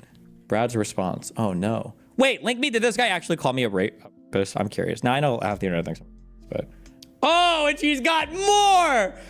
Oh, my queen. I actually spoke to Brad for a while today, I believe. I believe, based on how he's doing currently, it would just be unnecessarily cruel to release the stuff I have. He's doing bad enough. I'm not a vengeful person, and I still care about him, even after everything. I've shared the audio with some close friends, and they might be able to vouch for me here, but ultimately, like I said already, I don't need strangers to believe me. Why isn't any of this publicly posted at all? Actually, unless he made a statement that was like completely unhinged about it, then maybe I could understand her releasing stuff. This was 9 days ago before the recording was leaked. Yep. Oh. Says some very nasty stuff. Rosie in YouTube chat saying, hey, take care, Andrea. Sleep tight, buddy. I'll see you on Friday. Actually, no, I won't. I won't be streaming on Friday. Fuck, I forgot to let you guys know. In-laws are coming in on Friday, and I'll be spending the evening with them, so no stream on Friday. I do apologize. I was supposed to have mentioned this in the intro, and I completely forgot. I'll make a Discord announcement later. If I forget, I will maybe be reminded by someone and then do an announcement. Okay, Rosie in YouTube chat saying, I remember when Amber Heard was on the stand for that trial and people not picked everything she said and how she said it. She was either too calm or too hysterical. The narrative around that trial has been changing. More people are on Amber's side these days. There's a really good video essay series that goes through all the big pro-Johnny talking points and debunks them. Sometimes you start prepping yourself for dysfunctional conflicts when you're in the long term. I would be possibly interested in going over that video series because from what I remember about that trial, it was obviously it was mutually abusive in the relationship, but it seemed to have favored Johnny quite a lot. But I haven't watched anything about that since the trial itself.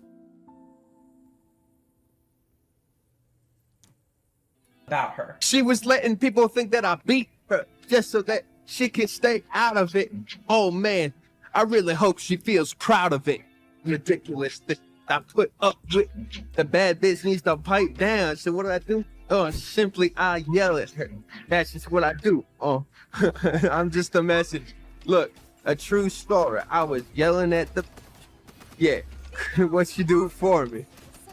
Well, ruined my life. The bad looking for some evidence. Look, is it ever this? Is it ever as bad as they say it is? See, that's what this shit got me thinking. I was so mad when she stitched to the cop.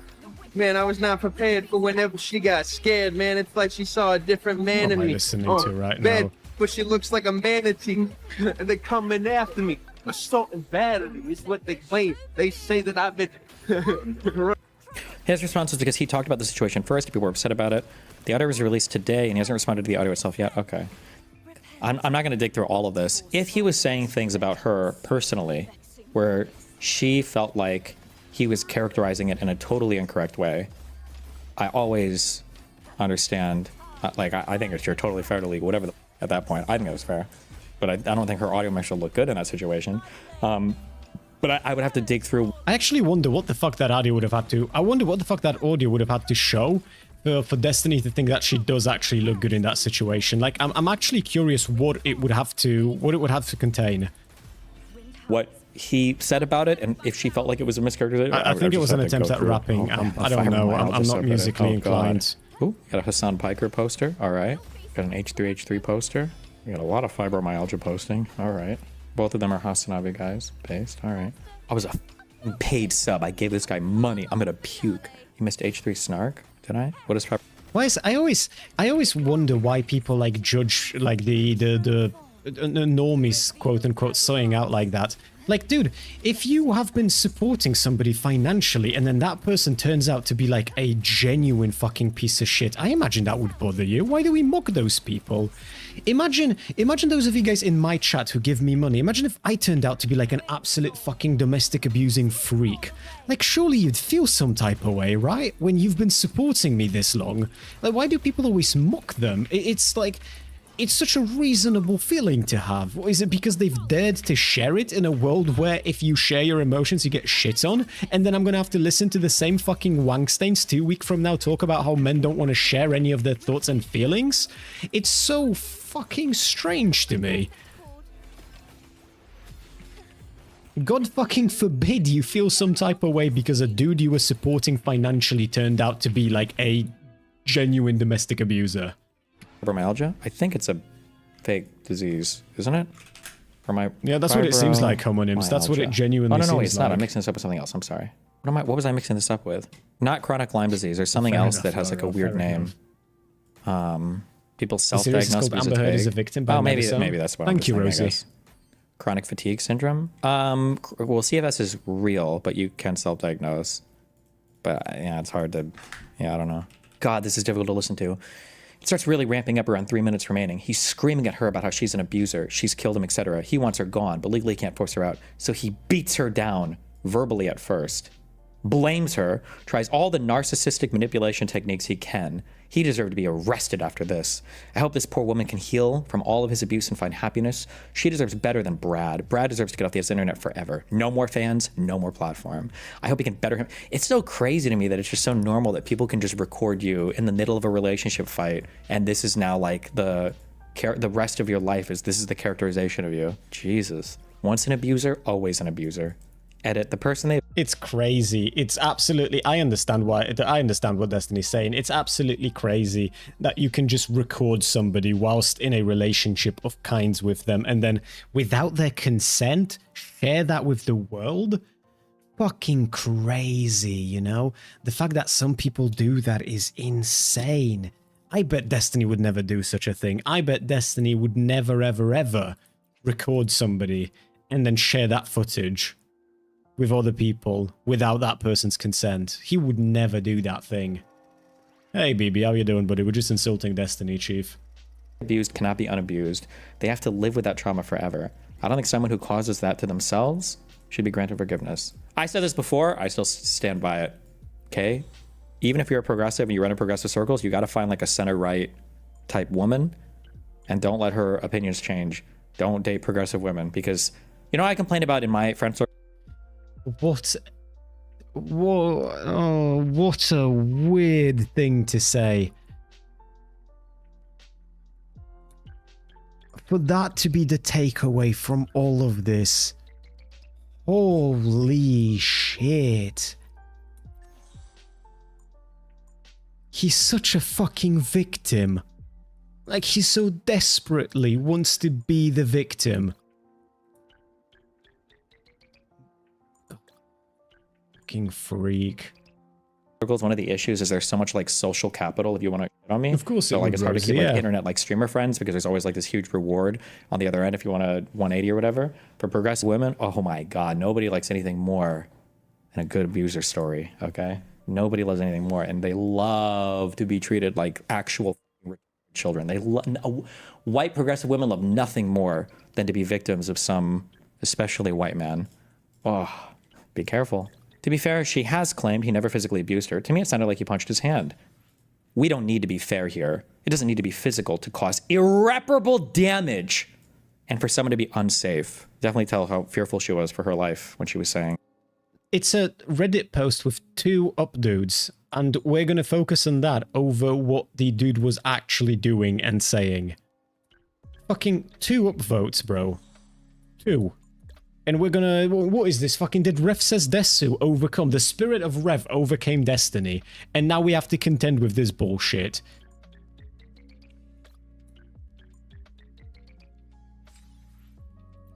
Dude, it's so... Do you know what is upsetting about all of this? On top of everything that's upsetting about all of this?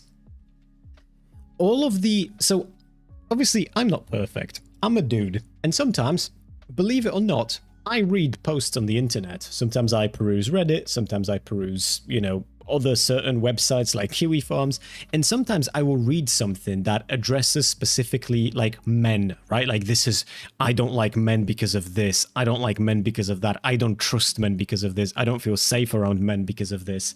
And there is always that little thing inside of you that goes like even if you know the ridiculousness of it, there's always that little thing inside you that wants to go like, well, not all men, right? Because I wouldn't do this shit.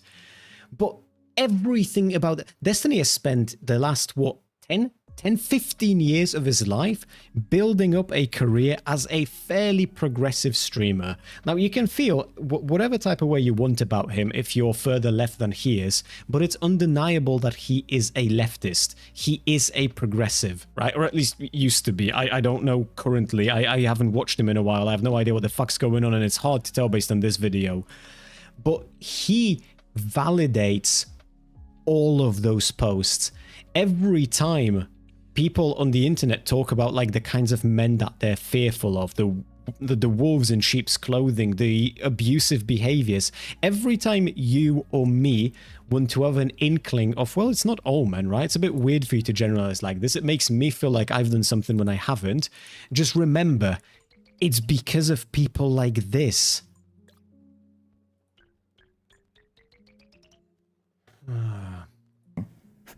I'm on the lease. You can't remove me, motherfucker.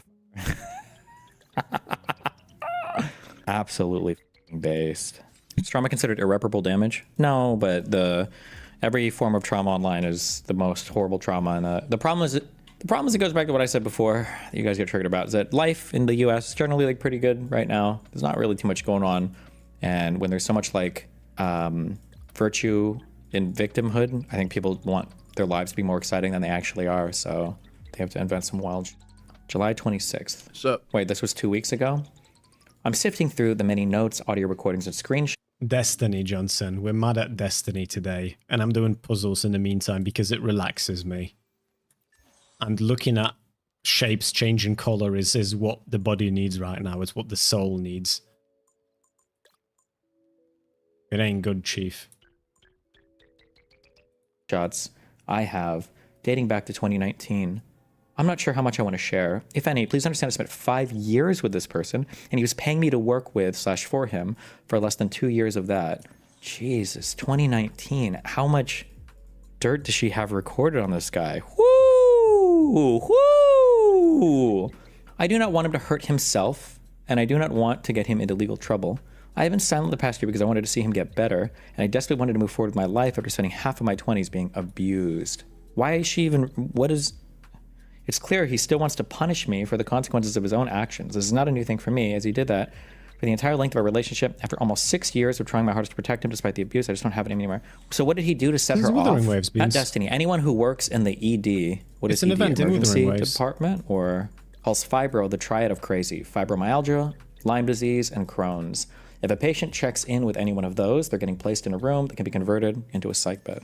Do you mean Crohn's or do you mean IBS? I thought Crohn's disease is diagnosable, and IBS is just the syndrome, no? He has given his side. Was this what set her off? Let me start this very dramatic speech by saying... What's up? 11 days ago. That the last week or two, I haven't even been keeping track. So I want to try to explain to you guys what's going on through my head, because it's pretty interesting. I had to just go to my computer and hit record because I know I have to make this video. And not for the reason that you think I have to make this video, like I'm saving my reputation, but because if I don't make this video, I'm gonna keep thinking about it. Like, for some reason, like 11 months ago when like everything went down with my channel, I've just been like contemplating the perfect video, you know, that'll fix it all. I'll just say the right words and everything will go back to normal. This was the video that set her off. Oh, I'm not gonna have time to get to this. I have learned since then that is not reality, and I don't want it to be reality. So basically, I'm here making this video really for the reason that like I want to get certain information across to people who care, and I don't really know a better way to do that. You know, realistically, like yes, I would love for this video to like make it so that like it's easy for me to just return, you know, go back to normal, what I was doing before, you know. But the reality is I could do that anyways. I'm in a good spot right now where artistically I'm confident enough in myself to where if I started making content, I believe that people would enjoy it enough to basically just... Stop! Dan will not watch more than 2 minutes of this. I have to watch this now. If he watches on anything else, he's gonna watch like 30 seconds of a clip and then move on to the next thing with Dan Clancy in it. Stop! Assume on their own that I'm doing good. I really don't need a video telling them I'm doing good, you know, for them to understand it. Like, I could just go the sneaky underground. No, Johnson, you know, you're all good. We're at the 38-minute mark, right? At this point, meme away, Chief. Artist route that like honestly I've seen everybody do. Everybody's doing it. But I decided no. So despite how much I really am struggling, let's talk. All right, let's start from the beginning of like where things went wrong. I went to a show. It was a live show in California. Okay. It was Ethan Klein and Hila Klein performing. I had backstage passes. I met them. I talked with them. I related a lot to them, especially Hila, with her struggles with being Jewish right now, and like how like it's days. Uh-oh. Red flag number 1. How do I say this? It's like even now, like I don't talk about it. Like I really don't. You know? Wait, one more time. Somebody link him calling me a racist or shitting on me. Where did this actually happen? Did he actually? Because I feel like a ton of people in chat were saying them. Nobody's linked anything yet, or I just missed the links. But what I want you to understand is that like my horrible response to this whole situation is a long-term thing, or like is the result of a lot of stuff. You know, it's like the moment where things snap. It's not the moment where it's like everything went wrong, basically. So like at this time, you know, you called him a cuck and he called you a sexual assault or something. Sure, link me that. I don't know why you're just saying it. Link it to me. Link me the tweet or the video or whatever where that happened. Destiny's this. Good one. Ha ha ha. Like I post a picture that I have with me, some friends, my fiance Ethan and Hila Klein, and basically I was like, yeah, I could post that. It's great. You know, I didn't think it'd be a statement. It was really stupid of me because of course it's a statement. It's Ethan and Hila Klein. But I wasn't really ready for war. I wanted to back out. So like I basically just went against them and said, you know what, I need to back out. I can't do this. You know, too hot. And then everyone called me a pussy. True. Which, I mean, to be fair, like I kind of was. Okay. But fair. also at the same time, I thought that my choice was understandable. Like I had a family to take care of, you know? Like I didn't want this to become my life. The problem is, it wasn't that easy to get out. So yeah, you know, people are talking about it. I'm a hot topic. And my partner is freaking out because why do you record convos? Isn't it just for in case you need to defend yourself? I mean, Johnson, I don't know if you've been keeping in touch with Destiny's like broader sort of existence on the internet for a while, for the last couple of months, but this is bad enough that he almost entirely sided with the dude. If that answers your question, then you're welcome. If it doesn't, then God bless, for you have not yet been cursed with knowledge. And I do envy you a little bit. Just asking. Hey, Michael, I mean, thank like, you for the hydration. If I'm doing it, I mean, like, you should also, I mean, you should know that, like, if I'm ever recording a convo, it's something that I know is on my side, right? I'm not saying that you should treat mine any differently or whatever. But generally for mine, it's just going to be for factual, like, accounting of things. I don't know if I've ever, like, I'm going to record the convo to prove this person is an abuser. Usually it's just to account for, like, different facts or fact patterns. I'm trying to think if I've ever, because like for Far and for Denims, it's because I knew that these motherfuckers were telling big lies and had the propensity to lie. So it's good to have like a fact pattern. But like I'm fully like these are like ambush recorded. Like I'm not gonna pretend any differently. Like, oh, I'm sure you have abuse of this person. It's just like this person is lying about a particular thing usually. She's involved. You know, she's a part of the whole equation. And I start trying to, you know, say things to fix it. And when I try to help, it basically results in her screaming and crying that things are getting worse and that it's all my fault. I'm a hot topic. And my partner is freaking out because she's involved. You know, she's a part of the whole equation. Wait, how long ago was this thing? They were still dating at the time. Was this like a year ago or something? And I start trying to, you know, say things to fix it. And when I try to help, it basically results in her screaming and crying that things are getting worse and that it's all my fault. Okay. This is supposedly him calling you. You saw it on Abe, but can never figure out if it was real, and I haven't been able to verify its legitimacy either. The date. Nice audio echo. This was 1 day ago, yesterday. You are a sex offender and a sexual abuser. Based. Bro, he got me. I swear to God, I think that Twitter deletes your DMs. Oh, this is July 4th, 2024. So this was even before I was an actual sex offender and sexual abuser. So, damn. Why was he even calling me that? Jesus, okay. Based. So I'm trying to, you know, keep my job. It wasn't before. It was just before the most recent allegations. But a ridiculous amount of money, like $5,000 a month. Damn. It was already after the event. $5,000 a month? That's the donor class. With you guys, I don't have a problem with that. Like, if I paying her $5,000 a month so she can, you know, lay around, smoke weed on the couch and be happy. Great, you know. But I don't think that she really respected me. I don't think she saw things in me that were like important for her to see. So it went really bad. Like as soon as the picture was posted, it became me panicking trying to fix it and her basically getting angry at me trying to fix it. I'd say that everything reached an apex when she recorded me in my house, yelling at her through the door. I was pissed. I was just like mad because I'm trying to figure everything out in like an impossible situation. You know, trying to get things back to normal so that like we can live a normal life. And she repays me by recording me in my house without my knowledge. She sends it to my parents, She sends it to friends. She sends it to people who are associated with hive mind. Parents, me, by recording me in my house without my knowledge. She sends it to my parents. She sends it to oh my god, friends. She sends it to people who are associated with hive mind.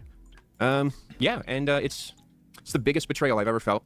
I really I felt so violated. But like she couldn't hear that because she looked up that it was legal to do that, you know, to like record me in that state. And because it was legal, it was moral to do that, you know? But like, man, you know, like at that point I was done with her. Like at that point I was like, this is fucked up.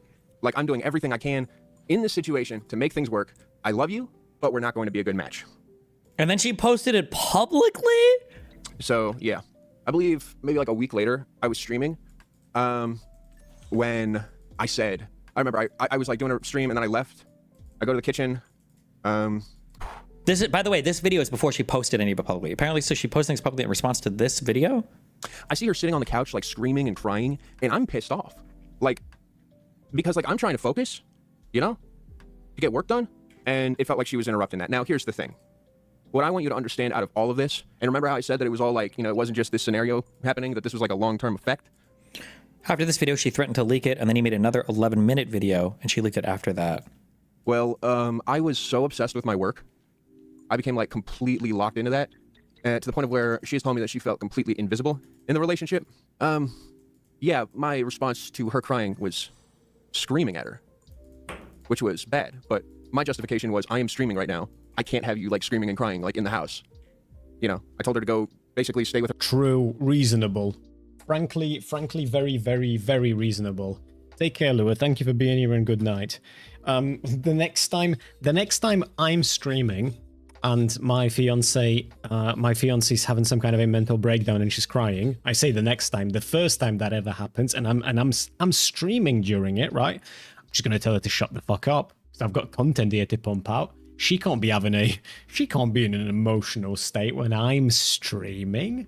No, that's a strict no-go. No wonder she threatened to start leaking shit. Like, what is this?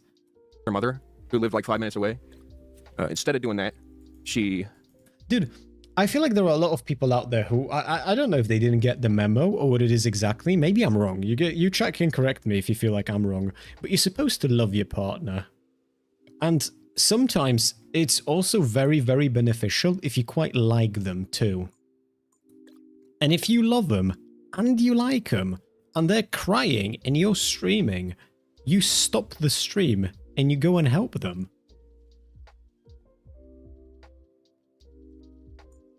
I know, Beans. Insane. Absolutely insane. I can virtue signal so hard, bro. Got me kicked. Okay, so I'm like doing this thing where I'm like, he called the cop. What an absolute buffoon. You go to your mom's house. I will She's do like, it now. You know, this is my house too, and I'm like, I pay all the bills. This is all important. This is all important. Trust. I pay the bills for this entire place. You know, like I'm keeping it up. You don't. So these are the facts. This is the fact pattern that I said could make me feel a little like one way or another.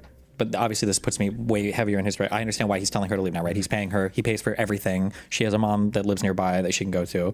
Yes, and it's so funny too. I don't know how to do this. It's funny too because like when she releases the recording, he's not even summarizing this as maliciously as she was being with the button pushing. I don't even know if he's aware of it as much. Maybe he is. I think you need a lot of like time spent talking to crazy people and then reflecting on it to like really understand what's going on. So he might just know that he has like the bad feelings about it. He doesn't actually know what's happening. I wonder if he knew that she'd recorded that particular fight, or if there were other things that she was sending around to family and friends. To the equation, get out. She calls the cops on me, and they have me... Oh, she called the cops. He didn't. Okay, she did. Arrested for domestic violence. That is really where the story all starts. Like... Was he actually charged with a crime or anything, or was he released before an arraignment, a formal arraignment or anything? Does anybody know? You know, I'm in a jail cell. This was like, literally, there's like a clip of me that's like me talking about how I don't feel safe in my home, and then like an hour later, I'm in jail. You know? It's crazy. And I don't want to say any of this. Danny, I don't want to talk about this. It makes me look bad. But I'm also now realizing that I don't really care because that's what happened. Those are, that's what I did. These are the choices. I'm not aware of that particular tactic, Rosie, but I think it's unfortunately pretty clearly not what happened here. Not that you think it is. I'm just saying that like this nothing here was like through counseling. Do you know what I mean? I made. Anyways, yeah. So once that happens, the relationship is over. I'm just like. I didn't realize you get charged with DV without anything physical. So I think, don't quote me on this, but around domestic violence stuff, things can get kind of weird.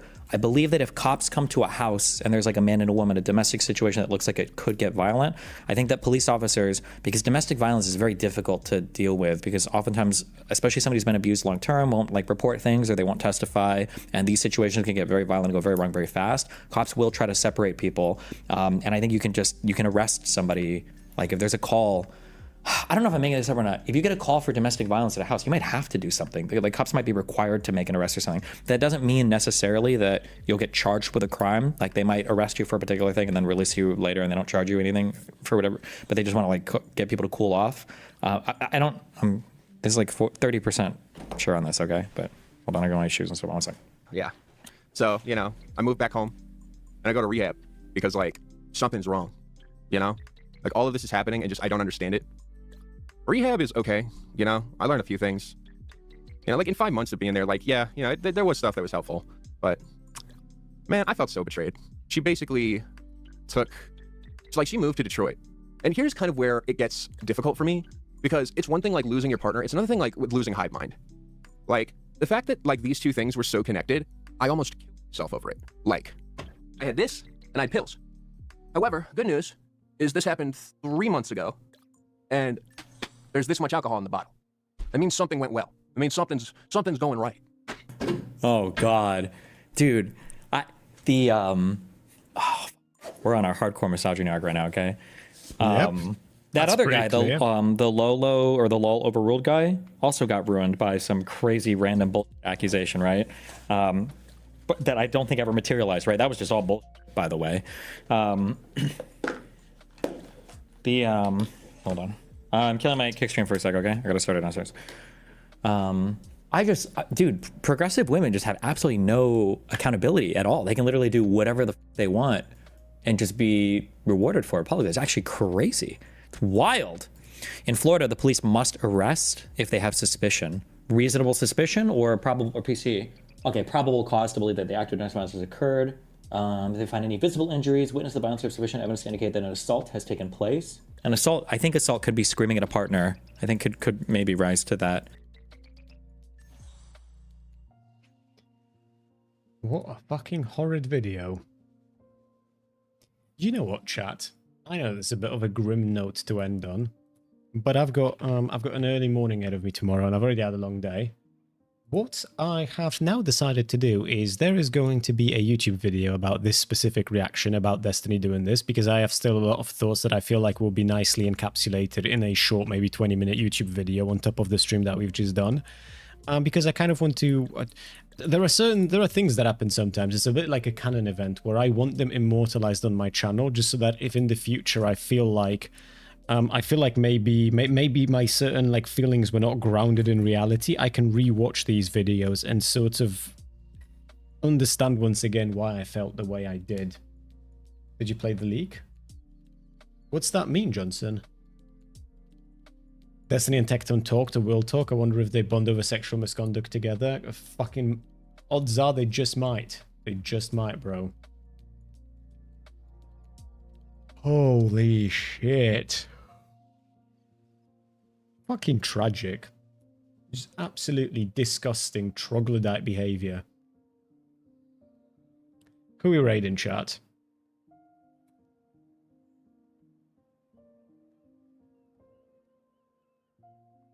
Like what she leaked to his friend's family. I think it's this 10-minute call. It's this what we've spoken about here, Johnson. I think that my understanding is, or maybe if he's talking about something else, I don't know what it is. In either case, it's... Fuck me, bro. Look, thank you all for being here, though. Honestly, if you guys haven't joined my Discord yet, I highly encourage you to do so. If you are interested, hit me up in chat and I'll get you an invite link, because the bot is currently down, although it will work next stream now that I've confirmed that streamer bot does in fact work and I've connected it properly. I'll be back with you guys on Friday. I'll try and I've got a... Fuck, I don't have a free evening tomorrow and I won't be back on Friday. But that at least means that I should have enough time to sort out most of the technical side of things for next week's stream. And I will pump out another YouTube video because, like I said, a lot to talk about. Raid Fillion, not a good vibe for that right now, Leonard. Not with the other video that I'm sort of tinkering with. Do you know what is going to be Marine Mammal Rescue?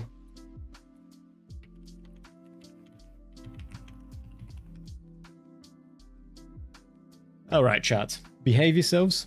Good night. Sleep tight. I will talk to you soon. Bye-bye. And take care.